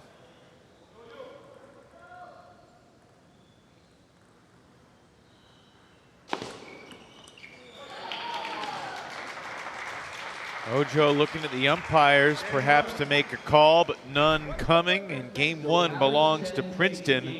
And this team match is tied up 5 points apiece. You notice anything about the serve? The Florida Crocs bench barking at the big screen monitor right next to the bench. In table tennis, there are more rules about the service. Certainly. You could argue it was an angled palm and not a flat palm on the toss. I don't think that's usually that big a deal for players. It's mostly the difficulty comes from if the toss or the contact are covered, particularly by a shoulder or by a free hand. Ojo feels that it's not really being enforced here. We're going to take a look at it here in slow motion and see. We'll see. A lot of players professionally, you can have a look at the screen. The ball will disappear behind the head, behind the Is that kosher? Players get used to it sometimes. We'll see. Seems okay from this angle. Of course, the difficult thing is Ojo's left-handed, so he's seeing it from a different angle than a right-hander would.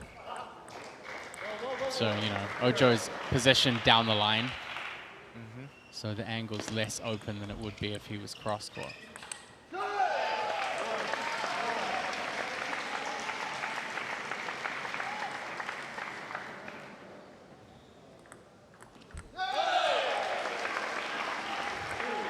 Ojo coming in with the backhand serve. It's been a favorite of his across a number of matches.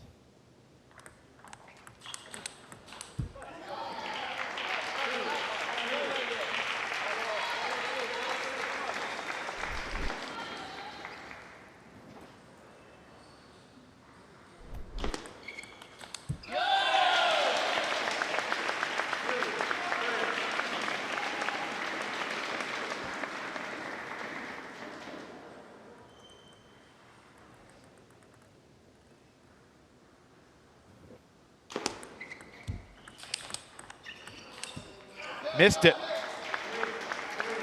That's the forehand we've seen Ojo hit countless number of times. Yeah, he's looking a little off. But I think that the longer rallies tend not to play as well in his favor.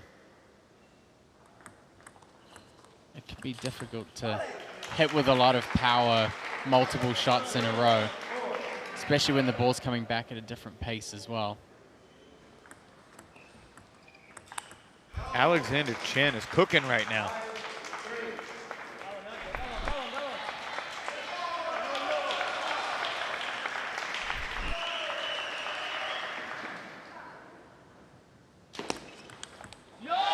This time, Ojo picks up that long serve.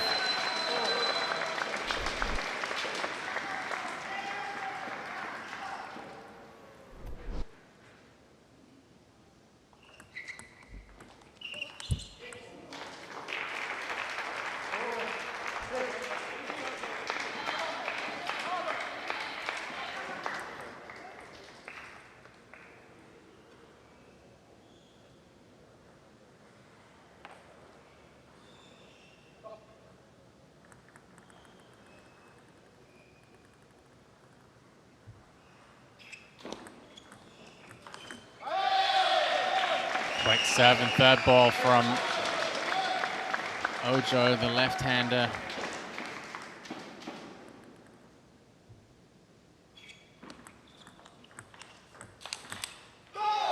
But Alexander Chen has been pretty devastating on the forehand so far this match.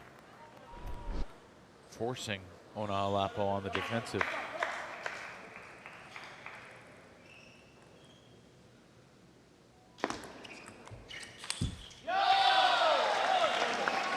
But he hasn't been perfect.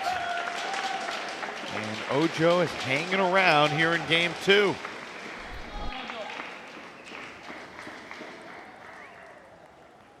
That one just tipped the top of the tape.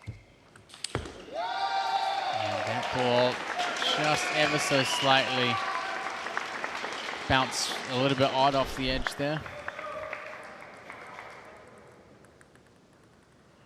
Close to it, but not on it. And Ojo is slowing down on the first opening.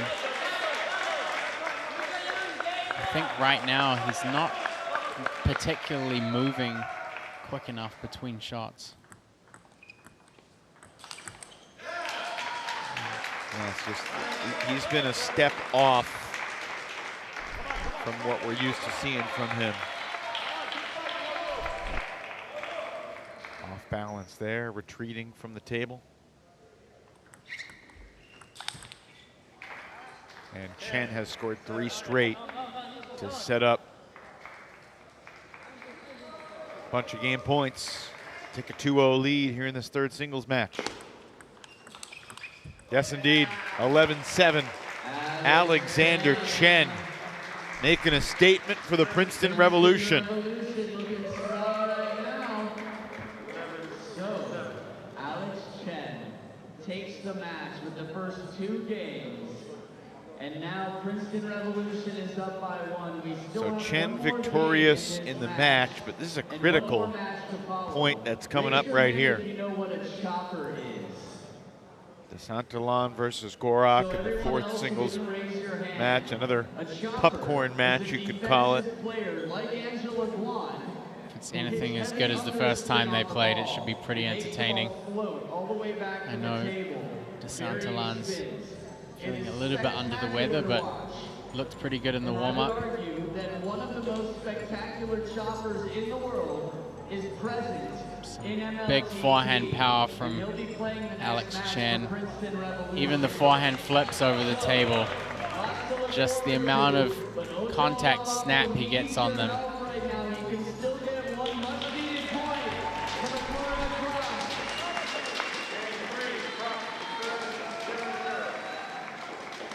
What do you need to see from Ojo Onalapo here in this third game?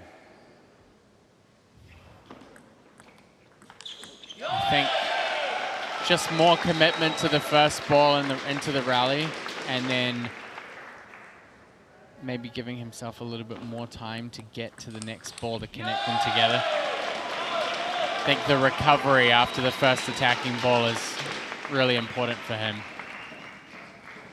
I mean, his first ball's strong, but I think he struggled when it's come back. Important response there from Chen after Ojo had a couple strong swings in the first 2 points. Ojo definitely looking a little frustrated there. I think it did look like free arm was. I don't think Ojo can see the ball contact from where he's standing.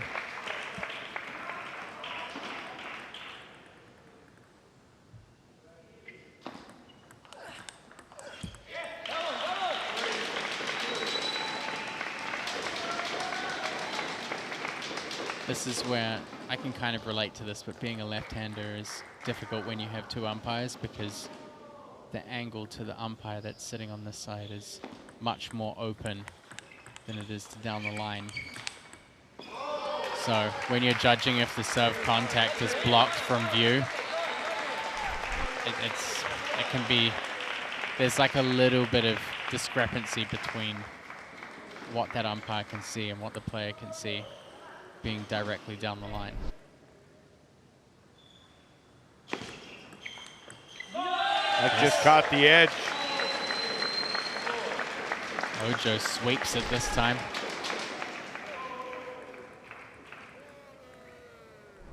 Why not? Again, I mean, he's so strong at picking up half-long serves. He's either got to win outright or make sure he's ready to connect the next shot.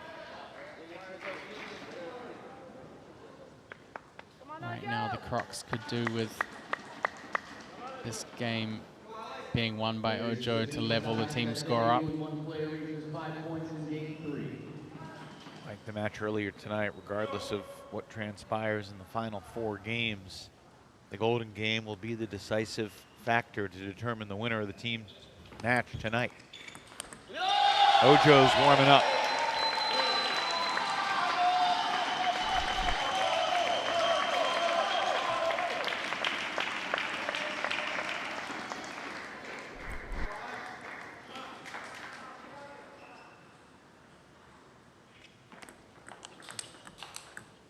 Went with a deep serve, and Chen was ready to handle it.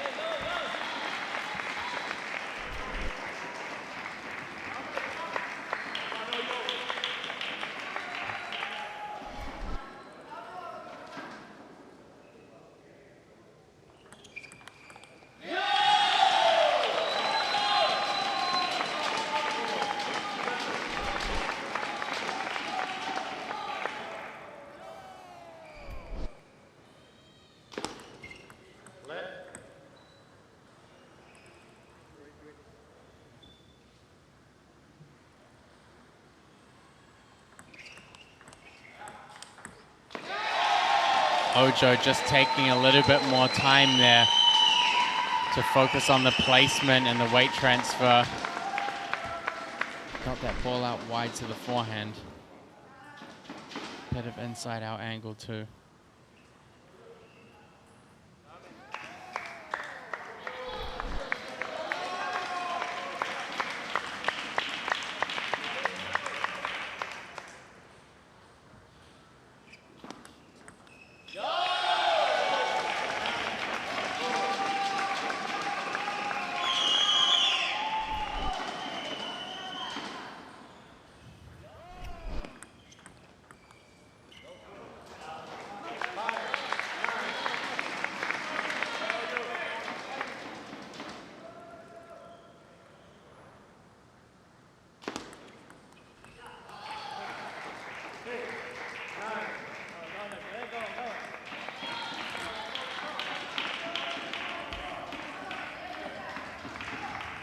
I feel like Chen has to win this point on his serve if he has any chance of a comeback. And he doesn't. So the serve shifts back to Ojo Onaolapo as he tries to salvage this 3rd game, and now it's back to a 1-point game at 9-8.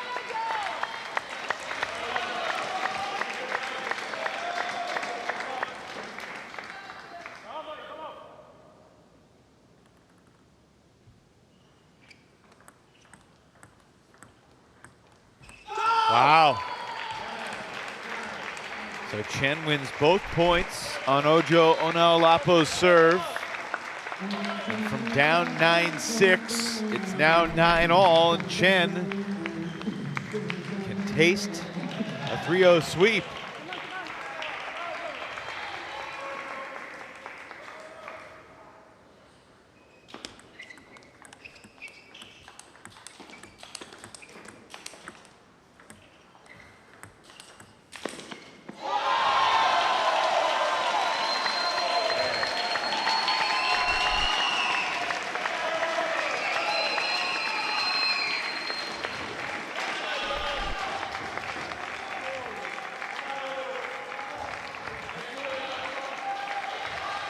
Ojo clinging on here to try and get this third game.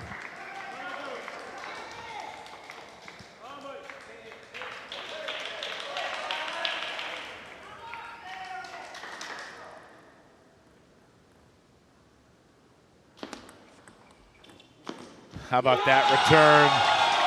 Ojo Onaolapo, an unsatisfying 11-9 win to close out this match. It's a strange instance where it feels that both players are kind of leaving the table unsatisfied. Chen gets 2 points for his team. Ojo able to salvage 1. And it's a 6-6 team tally heading into the final singles match between the riveting Matthew de Saint-Allan and the excellent veteran Daniel Gorak.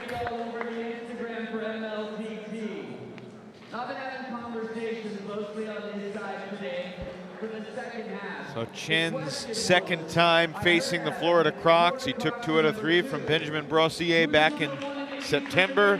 Takes 2 out of 3 today from Ojo Onaolapo. Alexander, congratulations. You guys both took some big swings that match, going for your power. What in your mind? Well, first of all, how do you feel coming off the table after losing the last game, but winning 2 out of 3? Yes, I won the match, but let's say I wanted to win 3-0. But he's a good player. I think, as you said, he has also a big swing. And I think the kids who started to play active, let's say, has more advantage. And I tried to play aggressive and to start play active, yes. What would you say was the overall strategy coming into the match, and what was effective in the first couple of games that you won? I think I received his service better. I could keep his, I could receive short at the beginning, and in the last set I made some mistakes in the receive. So I think this was the problem. I was down 9-5, then 9-9, and then with my own service I could have, let's say, played better. How are you feeling coming into this weekend, both individually and collectively with your team? Our goal is to collect as many points as possible, especially against the Crocs, because we are third and they are second. So it's a very important match, and yes, I know it was also. It's not easy. Every match is hard, and I try to fight and give my best. I hope you can leave the table with a smile, and we'll let you get ready for the golden game. Alexander Chen, well done. Always here. 2 out of 3 Thanks. over Ojo Onaolapo. And that takes us to the 4th and final singles match. Number 22, Matthew de Saint-Allan from France, and the 5th ranked player in the MLTT power rankings, Poland's Daniel Gorak. These two met back in September. They traded 11-9 games in the first 2, and then Gorak rolled in game 3, 11-4. This will be their first time squaring off in MLTT since in a full 3-game match. And curious, Matt Hetherington, to ask you, what do you expect? I think long rallies. Lots of variation from both players, but Gorak in particular, he does really well at playing to both corners, moving the ball around, but also the drop shots in between. It's a very physically demanding match for de Saint-Allan.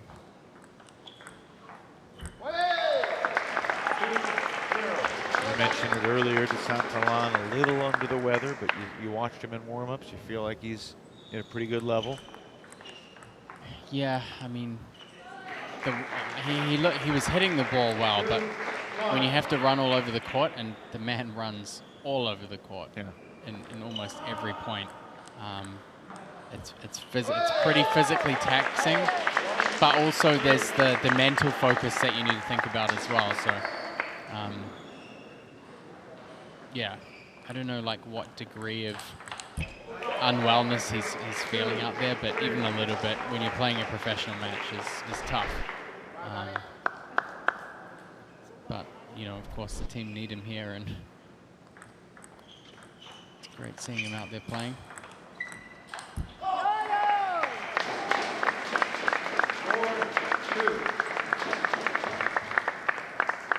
Mentioned it earlier, but Princeton missing Jin-Chin Wong, a first-round pick in the MLTT draft, and also without Koyo Kanemitsu, who was an 8th-round pick, but finds himself pretty high up in the MLTT power rankings. And by pretty high up, I mean number 3 right now, behind Enzo and Cole. But no Kanemitsu and no Jin-Chin Wong this weekend. So I know he was moderately offended that he was an 8th-round pick.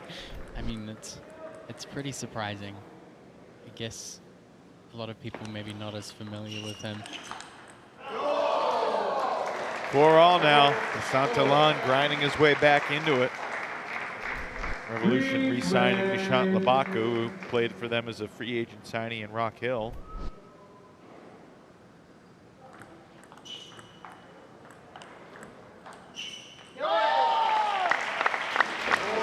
The rallies have been a little on the short side so far. What's the balance of patience versus aggressiveness that you want to see from Gorak in this match against a guy like DeSantalon? I feel like if Gorak plays at like 70 to 80%, I mean... 70 to 80% patient or? Pace. Like, I mean, that's kind of his wheelhouse anyway, but the thing about Gorak is his game's really tempered. He doesn't play big powerful shots like Alex Chen or like Liang Jishan. He plays just with good quickness and good speed, and focuses a lot more on acceleration and placement.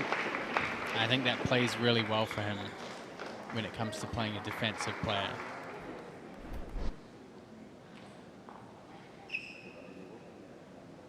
And you know, like Matilda said after they played the doubles, she relies on Daniel to be calm. And I think calmness, the ability to be calm and to calculate what you're doing against a defender is really, really important. I mean, perfect example, just played straight into the body.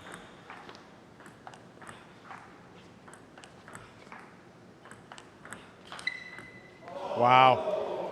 Counterattack just clips the edge. It's one of those points against DeSantalon when he's just continuing to chop back from underneath the table. I mean, even against the soft topspin shots from Gorak, you can see, and they show the side angle, how far DeSantalon has to be back.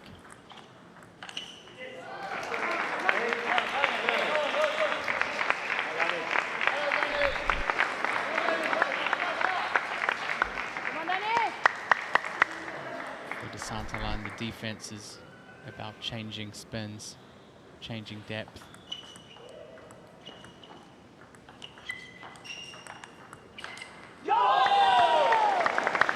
When DeSantalon has tried to pivot to the attack, he has sent some astray here. That's really the difference in this game right now at 9-7.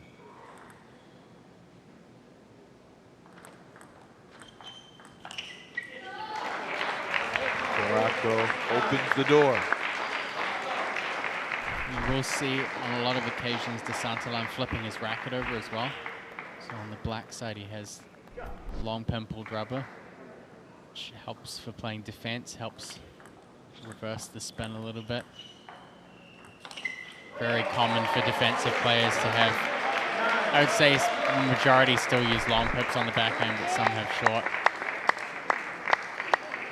then when he goes for those backhand attacks, he's got to flip his racket over. Sometimes does so for the defensive shots too, especially the kind of long pushes. All tied up here, 9 points each.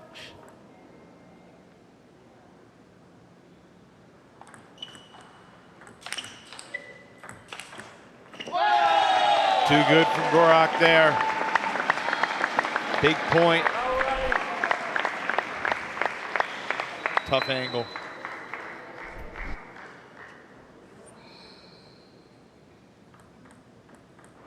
Gorak a chance to close out this game on his serve.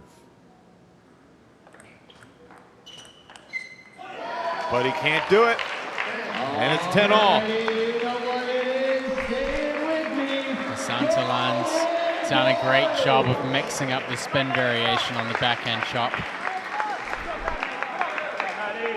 Sometimes putting less backspin rotation on, and Gorak has lifted them over the end.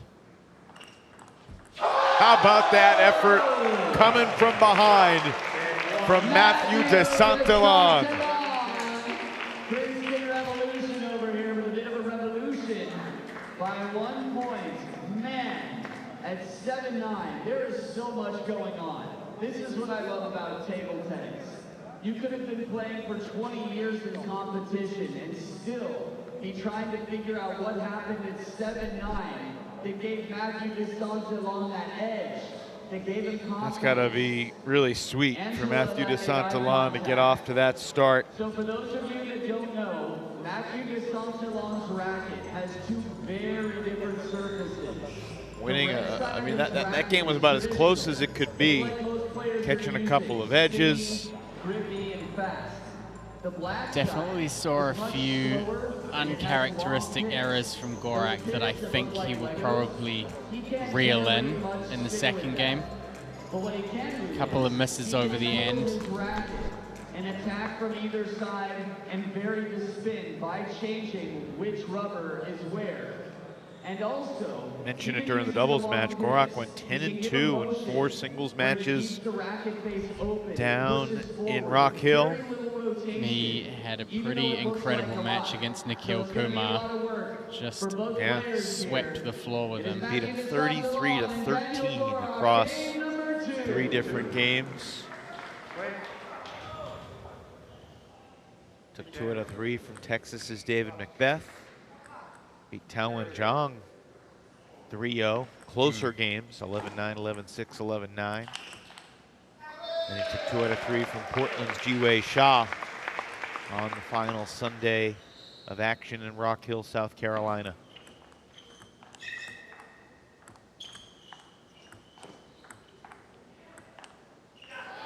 And again, Gorak just overestimating that chop a little bit. Sends the ball sailing long.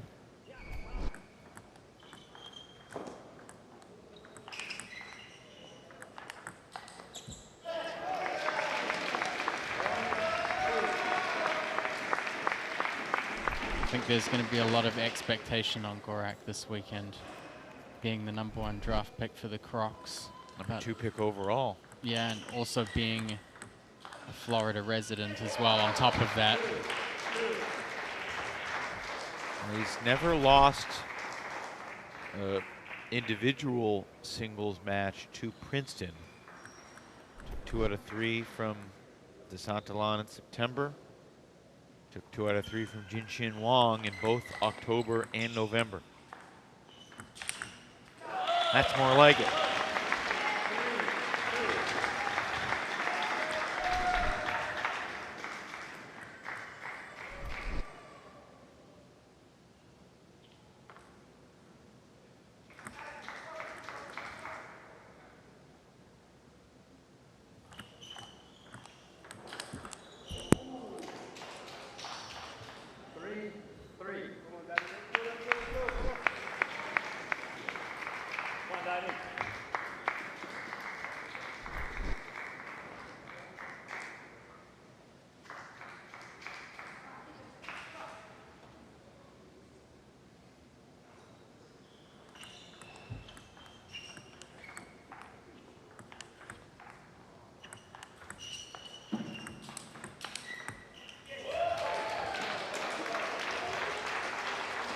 Princeton does have the track record, Matt, of doing well in the Golden game against a team that for the better part of the first half of the season was the superior overall outfit. Princeton winning the Golden game in both October and November, so 2-1 in Goldens against the Crocs. Santalan right now just looking quietly focused.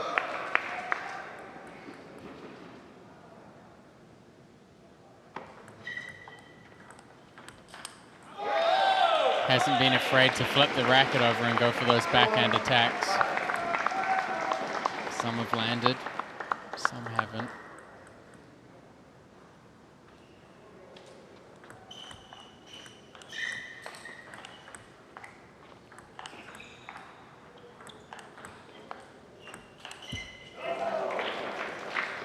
Of course, the lead heading into the Golden game, hanging in the balance right now. Santalan could clinch at least a 1-point edge for the Revolution by closing out game 2 here.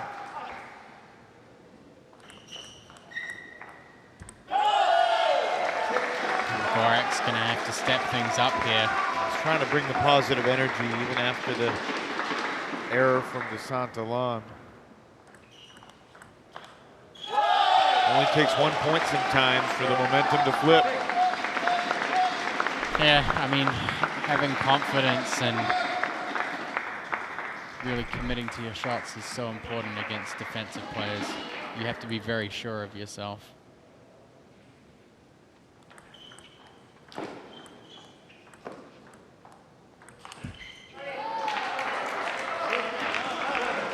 Can go both ways though. I mean, playing a shot like that, which might seem more basic, if you miss it, it can kind of bury some seeds of doubt in the back of your mind.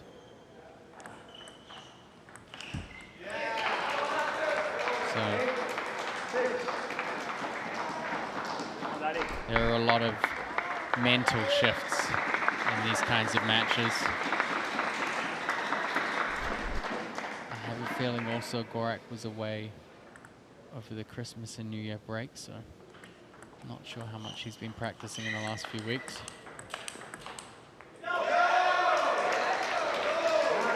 Santalan with a 9-6 lead.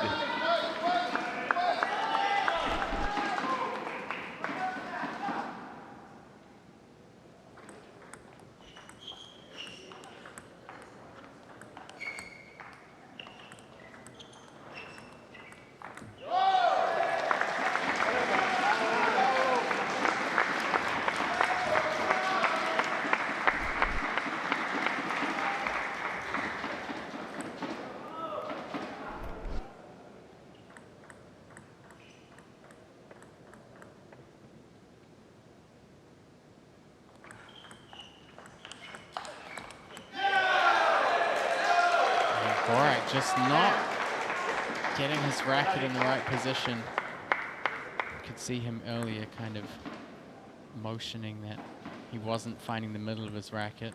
Some top edges, mishits.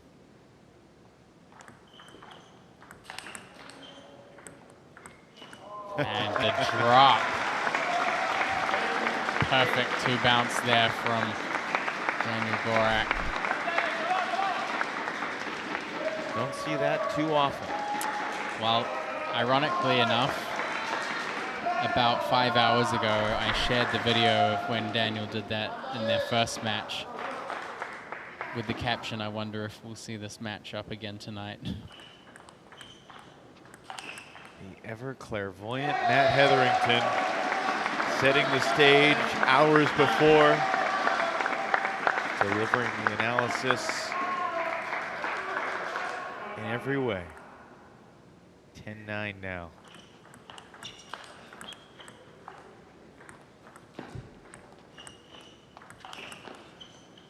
And Gorak just mixing things up. Lots of direction changes, long balls, drop shots.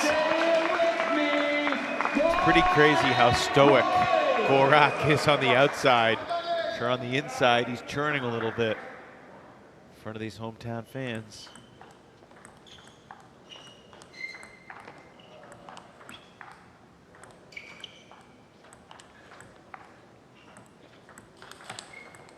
What a point, what a gutty comeback. Gorak takes game 2. An exceptionally well structured point there from Daniel Gorak. I think working in those drops worked well for him. They've played 22 points so far. He almost knew DeSantolan flipped over the racket. He really hadn't been able to hit the mark hitting backhands down the line so far in this match. So Gorak moved to cover the cross court pretty early on. And they each scored 21. 2 + 2 is 4. So the last time they played, the first 2 games were Gorak 11-9 and DeSantolan 11-9. The answer to the question, could it get closer? Yes, it could. Game 3 last time was an 11-4 DeSantolan rout. 7-7 on the team tally after back-to-back Golden Point thrillers. The first to the Frenchman, most recently the Polish veteran Gorak coming up with the goods on a heck of a rally at 10-all. He definitely brought the goods at the exact right moment. I would say those last couple of points were vintage. I just think tactically his best points of the match. Certainly saved them for the right moment. It'll be interesting to see how that plays into the third game, of whether he plays more backspin push and drop shot.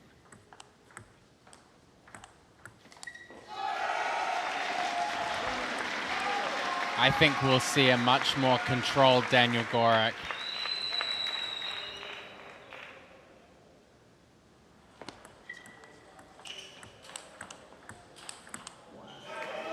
DeSantolan going on the offensive with the forehand.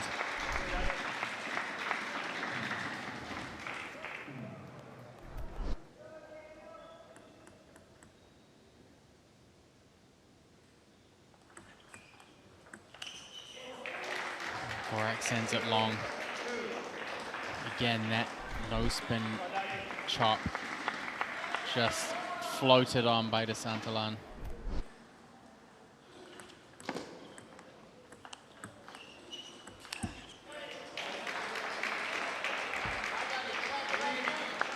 Through 5 points, so you don't get the feeling that there's going to be massive separation here in game 3.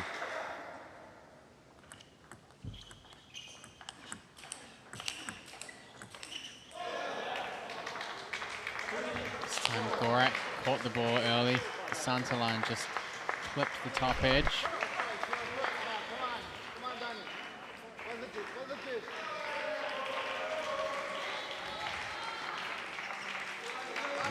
You get the sense DeSantolan's running on fumes a little bit right here. Trying to gut it out.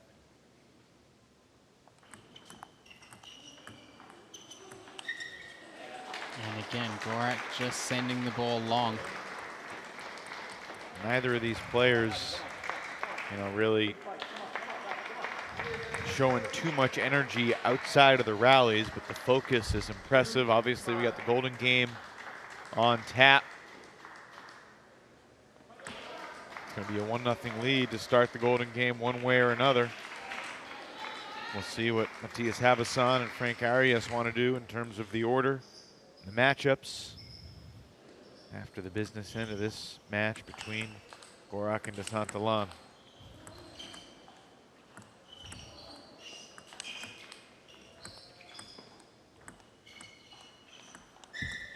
Wow.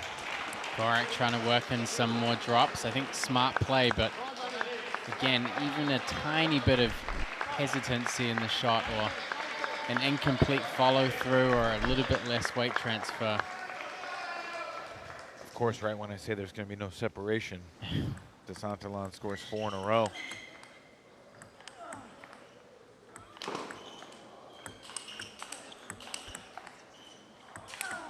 Tremendous. Gorak put that last ball on blast.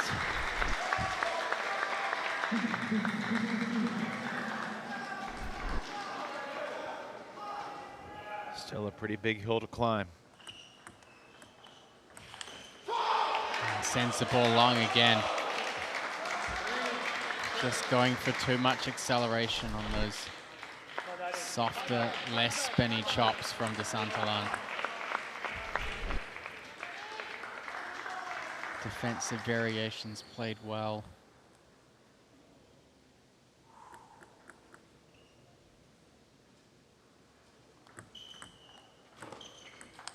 How about that backhand? Cross-court winner. One of the first signs of a bit of celebration from DeSantalan. He's been focusing all of his energy on the points themselves so far.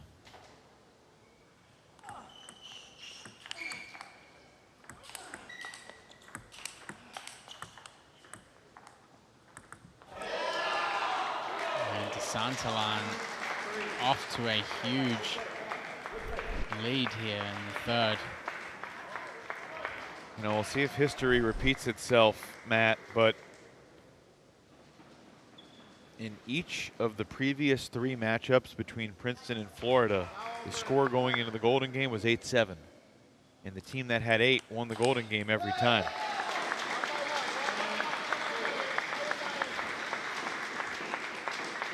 I think that's going to be proved wrong this time. You're saying you like Florida in the Golden Game? Maybe. Is that because, I mean, you don't know what the matchups are. Do you just feel like the energy of this venue during the Golden Game will lift them over the top? I'm curious why you say that.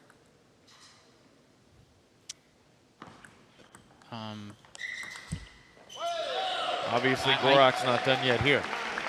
I think the player caliber, I mean, even, you know, when we both looked at this, we said maybe we thought that the Crocs would have an upper hand in the second half. I don't think Ojo performed well. Of course, the order's going to be important.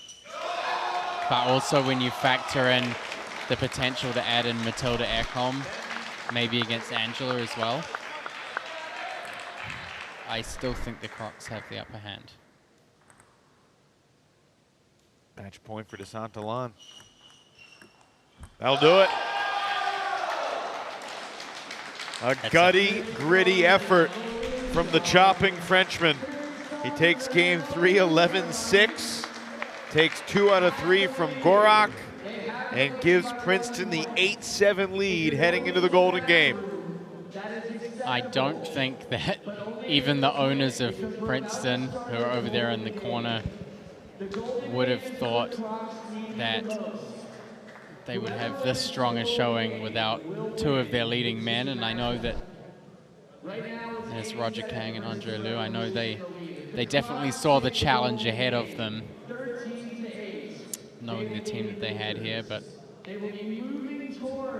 definitely a team to rise to the challenge. I think Roger Kang, who's just walked out of screen, has been at every single Major League match so far. I like how they've got all the gear. If Princeton needs a substitute at the last minute, you know they're ready to step onto the table, give it their best shot. Recap of the match so far. Jishan Liang took 2 out of 3 in the first singles match. Then Benjamin Brossier coming from behind against Yevgen Prishepa. Plenty of diving action there. It was a nail-biter the whole way through, and Brossier's body language at the end says it all. Gorak and Ekholm, another come-from-behind effort. Yeah, they had to fight through some visible frustrations in their match to clutch it by the narrowest of margins in the second and third games. Alex Chan, honestly, for me, was the standout performer of these individual matches. I'm with you. I think a strong showing with the forehand to overcome Ojo on Alapo. And then, of course, you just saw a spirited effort from Matthew DeSantalan to defend his way through. Not quite the MJ flu game, but for DeSantalan, pretty good. Let's go to Flint Lane.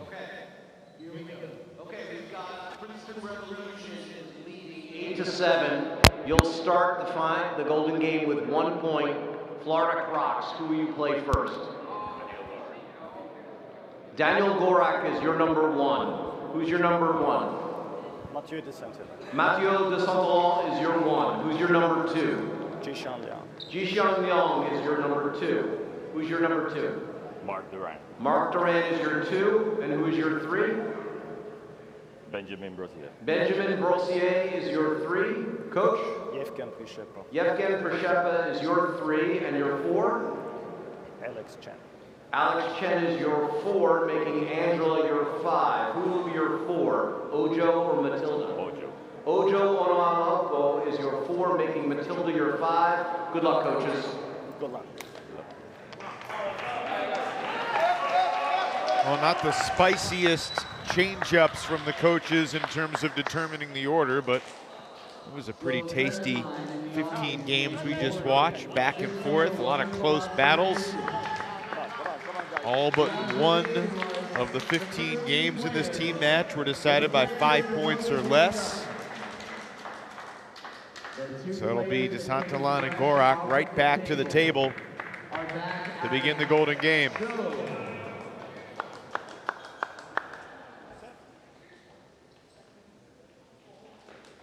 So I guess this will be a true test of whether my theory is correct or not, but very interesting to see the order staying the same. I think it takes, it's a pretty gutsy move to try and change the order, but I feel like I would have switched some around. If you were Frank? Yeah. I don't know which ones. It's easy to throw stones from the cheap seats. These ain't cheap seats. That's true too.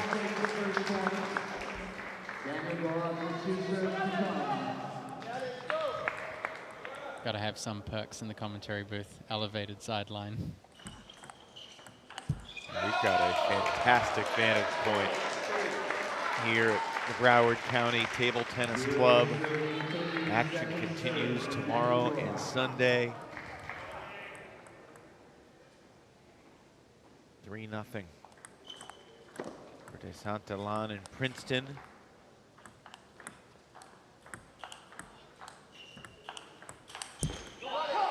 Gorak able to get Florida on the board.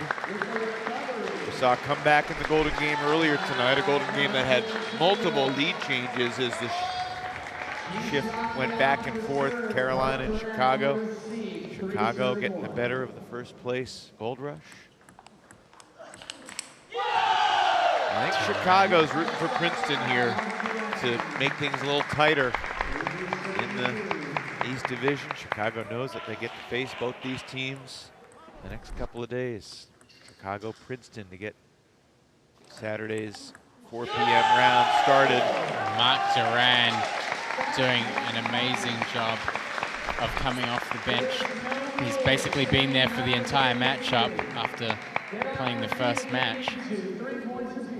Looks like he's still pretty fresh to me. Both points on Jishan's serve. And he wins the 3rd point of the foursome as well.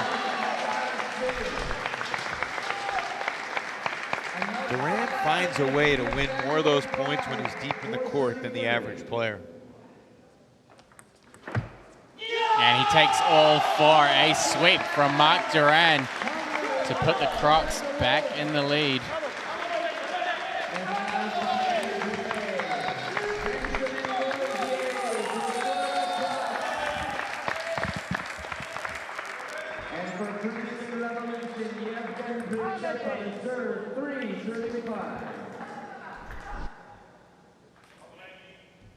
Prishepa versus Brossier.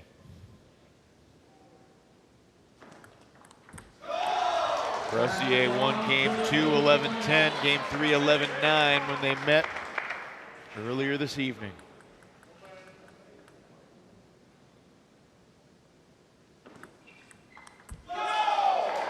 Prishepa holds serve. We're tied 5-all. Remember, it's game to 21. Heavy backspin serve variation there. Worked Worked out well. Brossier's turn. Let. A few extra seconds to think about it.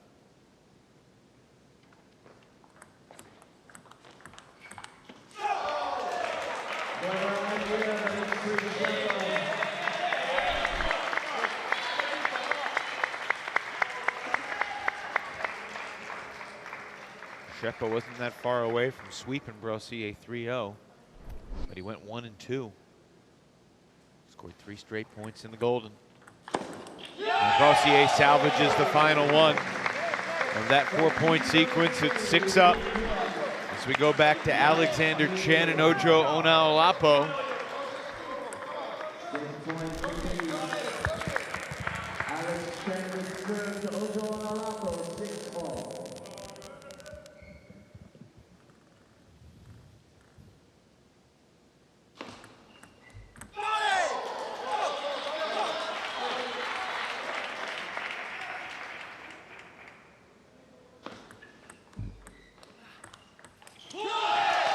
Chen opting for the slower forehand opening in that point.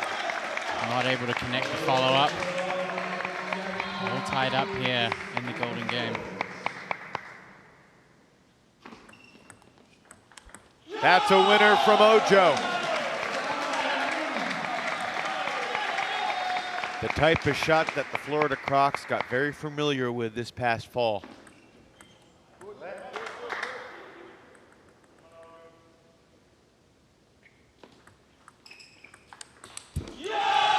Three out of 4 for Ojo Onaolapo. And a chance for Matilda Ekholm to try and create some separation here, playing singles against Angela Guan.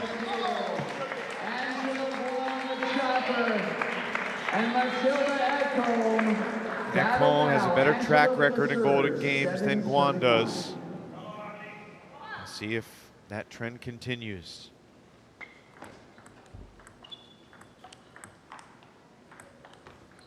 Oh, that caught the edge.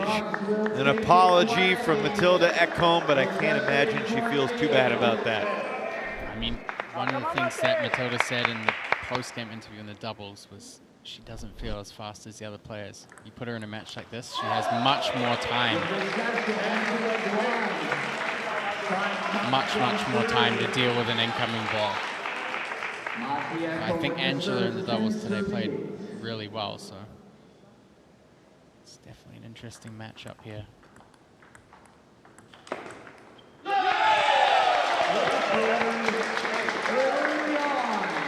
I think also when you're talking about players playing against Chop, having a good feel for the ball is important. And amongst female players, Matilda Ekholm during her career was a player that was really renowned for having good touch, good control of the ball. You just get caught, you think like practice, it's like a practice, you just go for the ball top. That's it, okay? One of the things that I think is tough for Angela is when she gets into these Golden Game situations, she tends to maybe not take the attacking opportunities as much. I feel like she's got to be more aggressive. Even in the serve receives, like kind of swiping at the ball with the long pips, changing up the variations more. See how it goes after Princeton's final timeout. Set up well by Ekholm. She takes 3 out of 4, extends the Florida lead. She is absolutely pumped. Back to the top of the order. DeSantillan and Gorak. They'll play 4 more points here. If we do get to 20 all, it would be these two that would decide it. And we've moved from the first round when these two played, Princeton being in the lead, to now trailing.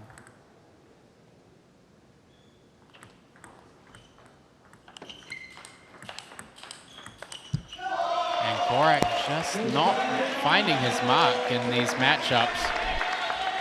Typically, you would expect him to handle this kind of counter rally pretty well, but just seems to be missing the sweet spot on his racket.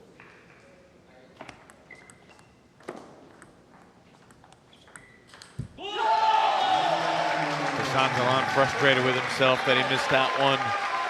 Had a chance to get back within one. Instead, Gorak and the Crocs lead by 3.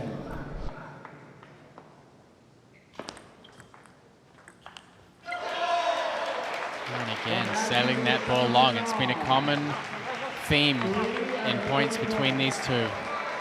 Marc Duran comes back to the table. Can Jishan Liang do more damage than their first encounter in the Golden Game?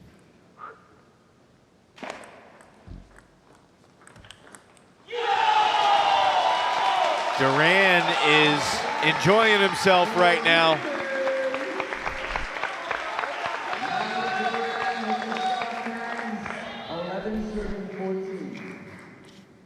Gotta love the passion.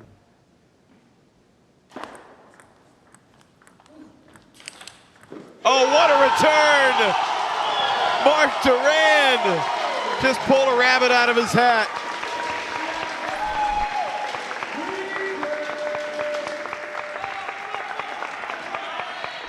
The Florida supporters are on their feet for that one.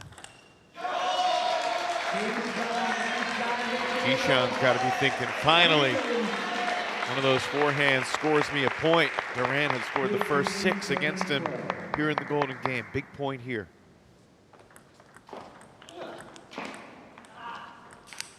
And it will be a 4-point lead for Duran and the Crocs, with Brossier and Przeppa set to retake the table.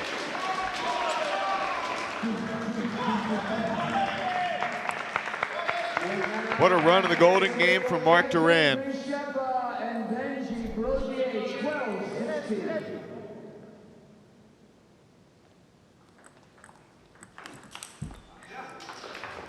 Przeppa looking to claw back some of this distance between the two teams. He would need a clean sweep here just to level the playing field. Chan and Onalapo are next. Back to a 2-point game.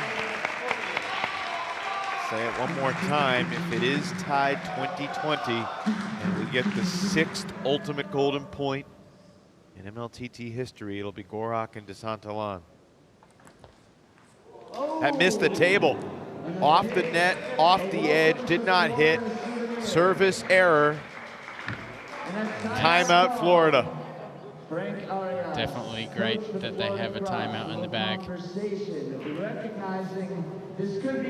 Think about your best option. After all, Yevgeny Przeppa won 3 What has been your best option? points so far. And is If you go short to it, he's gonna go with it. Straight to his backhand. So, Okay, so, and be ready. really needs to be in his zone right now. The difference is... Okay, let's go. Come on. Matt, what do you think is Brossier's best option right now?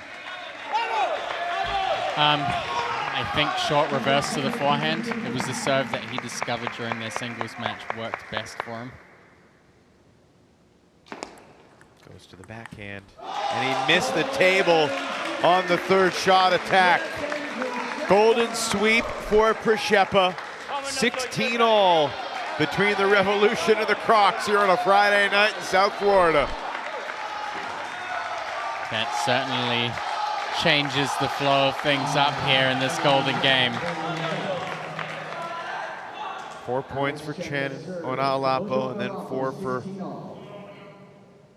Guan and Ekholm if we get that far. Princeton is back in the lead.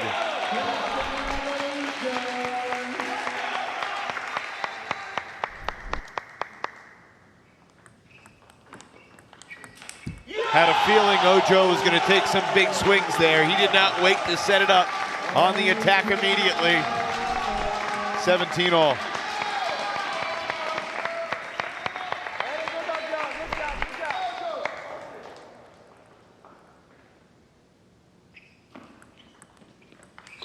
How about that?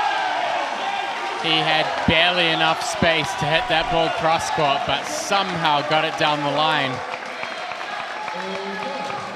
And we've had a couple pretty good Golden games today, haven't we?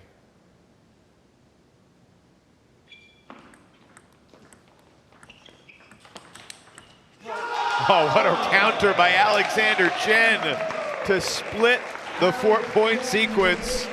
And they leave the table with it 18 apiece. It's up to Guan and Ekholm right here. Matilda took 3 of the 4 earlier this game. If they split 2-2, it'll all come down to 1 point between Daniel Gorak and Matthew de Santillan. Guan will serve first.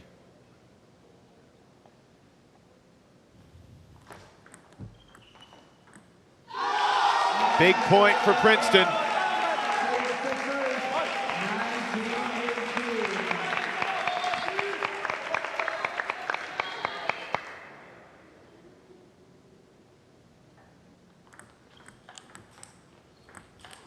She missed it, and Guan sets up. Match point for Princeton. So now Ekholm just trying to get her doubles partner back to the table. Matilda needs these next 2 points on her serve. It's over, and Angela Guan finishes the night for the Revolution. What an outstanding Golden game performance between these two teams. A lot of back and forth, up and downs. Princeton Revolution. And it's Angela Guan who gets the job done.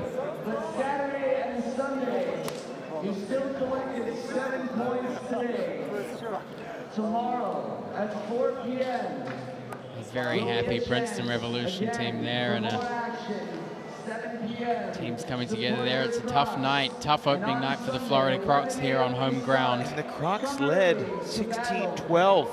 I think that matchup with Przeppa winning 4 in a row changed everything. I think it really and what must this mean for Angela Guan, too, to get that success against Ekholm, a player that has stymied her at times in the past? I mean, under that amount of pressure, you know, when you're a player that statistically hasn't necessarily performed as well in the Golden game, to be put in that position with that amount of pressure on you and to deliver is pretty impressive. I think she's got to be really happy with herself, and deservedly so. So Princeton improves to 3-1 in Golden games against the Crocs. The race tightens in the East Division, and the victorious head coach of the Revolution, Matthias Habasson, joins us now. Matthias, you had it all the way. Just a cool, calm, collected victory, no drama. Obviously, I'm joking. How was your heart pumping during that Golden game? Why do you say was? I still feel it. It's unbelievable. I'm really amazed. I'm wondering that I can't speak English anymore. I mean, I'm really totally out of control emotionally now. It was unbelievable, this match, to me. Every match was so close and intense, and really until the end, this Golden game was unbelievable.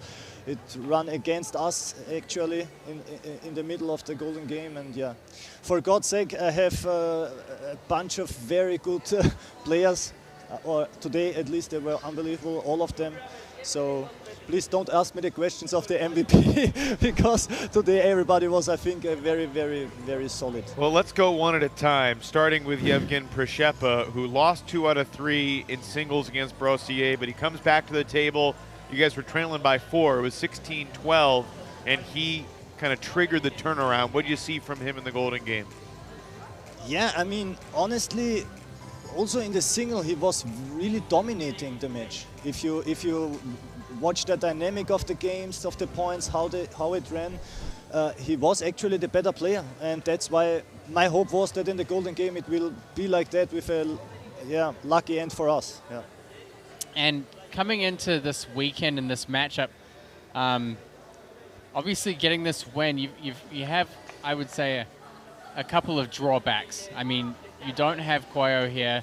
Jinshen drops out quite late in the day, and you've got Nishant back on the team as a draft pool player, and also DeSantola not feeling anywhere close to 100%. So coming into this, what were your expectations from the team, and were you a little bit surprised about how this match played out overall? Yeah, but in advance I tried to keep everybody calm, to stay positive, because there is no sense in crying or moaning or something. And you see, this is what sport is like. Sometimes you just feel amazing, and then you somehow you lose and you don't hit the ball on the table. Sometimes you feel very bad, you're even sick, and it releases a little bit of pressure, and then you play even better. It's just like this. And because I know this, that the things can be like this, I wasn't so negative or something. I thought that we can beat the Crocs even if we are weakened in this session. But yeah, we just focus on the work, on the tactics, on the practice. So yeah, and it ran good for us. And we are under pressure. I mean, we need to catch points. Our goal is to reach the playoffs, and so we are very happy for this win. Yeah. What about Angela's final 3 points against Matilda? Amazing. I mean, Angela was amazing today. Also in the doubles, if you follow it, she played unbelievable points in between, and her quality on the balls today was also very, very good. So, yeah, I mean, it seems that she is playing better every weekend and weekend to me, really. Well, you were down 21 points to Florida in the standings. Now you're down just 14. You're clawing your way back. You're trending in the right direction. Yeah. We'll let you go. Congrats on the win. Enjoy it tonight. We'll see you tomorrow. Thank you so much. Chicago's also a team that's coming off a win today, so that's going to be a very interesting match tomorrow. Looking forward to it, Matthias. Thank you. Looking forward to it. Thank you, guys. Thank you very much. Matthias Habasson, former professional, 6 years as the head coach of the Austrian national team, and Mathieu DeSantolan, a huge contributor for the Revolution. And Matthew, I heard a rumor that you were feeling slightly under the weather. Let's hear from you. How are you feeling? Yes, I was not feeling so good today. At lunch, I don't know if I will play this match. I take some medicaments for fever, and after it was better, and I said, okay, I can play. And finally, I played nice. Quite good. I was not so full power, so I changed my game, and I don't take too much attack, and I make a lot of variation of spin, of backspin, no spin, and it works. He made so many mistakes. I win like this, yes, I think. Yeah, and your singles and the golden game as well, I think defensive variations, especially changing the backhand chop sometimes to no spin, I think worked really well against Daniel Gorak. So sometimes you were also being quite aggressive with the backhand as well. Did that factor in at all for you on, having to still take those chances even though you maybe weren't wanting to move around too much or exert as much energy? Yes, I see in the single, then when I play no spin deep in the forehand, he make some mistakes. So in golden game, I start to play like this with my long pips. I try to receive directly, and after he was maybe a little more patient. So I try to attack just a little bit with my backhand. For okay, if you don't play, I can attack a little bit. So you have to take more risk. That was the tactic. Before we let you go, Matthew, is it more satisfying to beat Florida in Florida in front of their rowdy fans? Yes, it's very satisfying because the first match in Daytona, we lead golden game 17-13, and we lose like 21-18, and now it's reversed. So it's very satisfying. I'm very happy with this win. Well, the East Division race is getting much closer. Chicago wins earlier tonight. You guys take care of business, so I'm looking forward to 4 o'clock tomorrow. Hope you can get some rest tonight and be feeling good tomorrow. Well done. Thank you. Mathieu DeSantolan, thanks for joining us. Matt, put a bow on this evening for us. The race for the 2 spot in the East is looking mighty interesting. We got, obviously, a lot of points up for grab this weekend, and then 2 more regular season weekends still to come. Well, I think, if anything, if we saw the performance of the Chicago Wind and the determination of these bottom 2 teams, if Princeton can turn that match around and beat the Florida Crocs, and Chicago can beat the Carolina Gold Rush, I think the Crocs could be in for a rocky weekend here on home ground, and maybe their mentality might be slightly worried or under pressure about whether or not they can hold the second spot. Obviously, we still have a little way to go in the season, so it's plenty of time for things to move around a bit more, but Chicago Wind and Revolution have got to feel pretty happy with their performances, particularly in the Golden Game tonight. I hope you enjoyed the first MLTT action of 2024 along with us, and we hope you'll join us tomorrow at 4 p.m. local time here from the Broward County Table Tennis Club. It is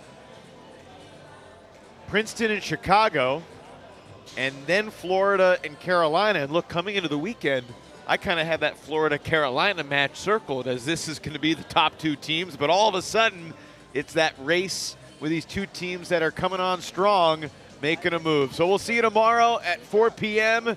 here from Hollywood, Florida. For our entire crew, for Matt Hetherington, Evan Lepler saying good night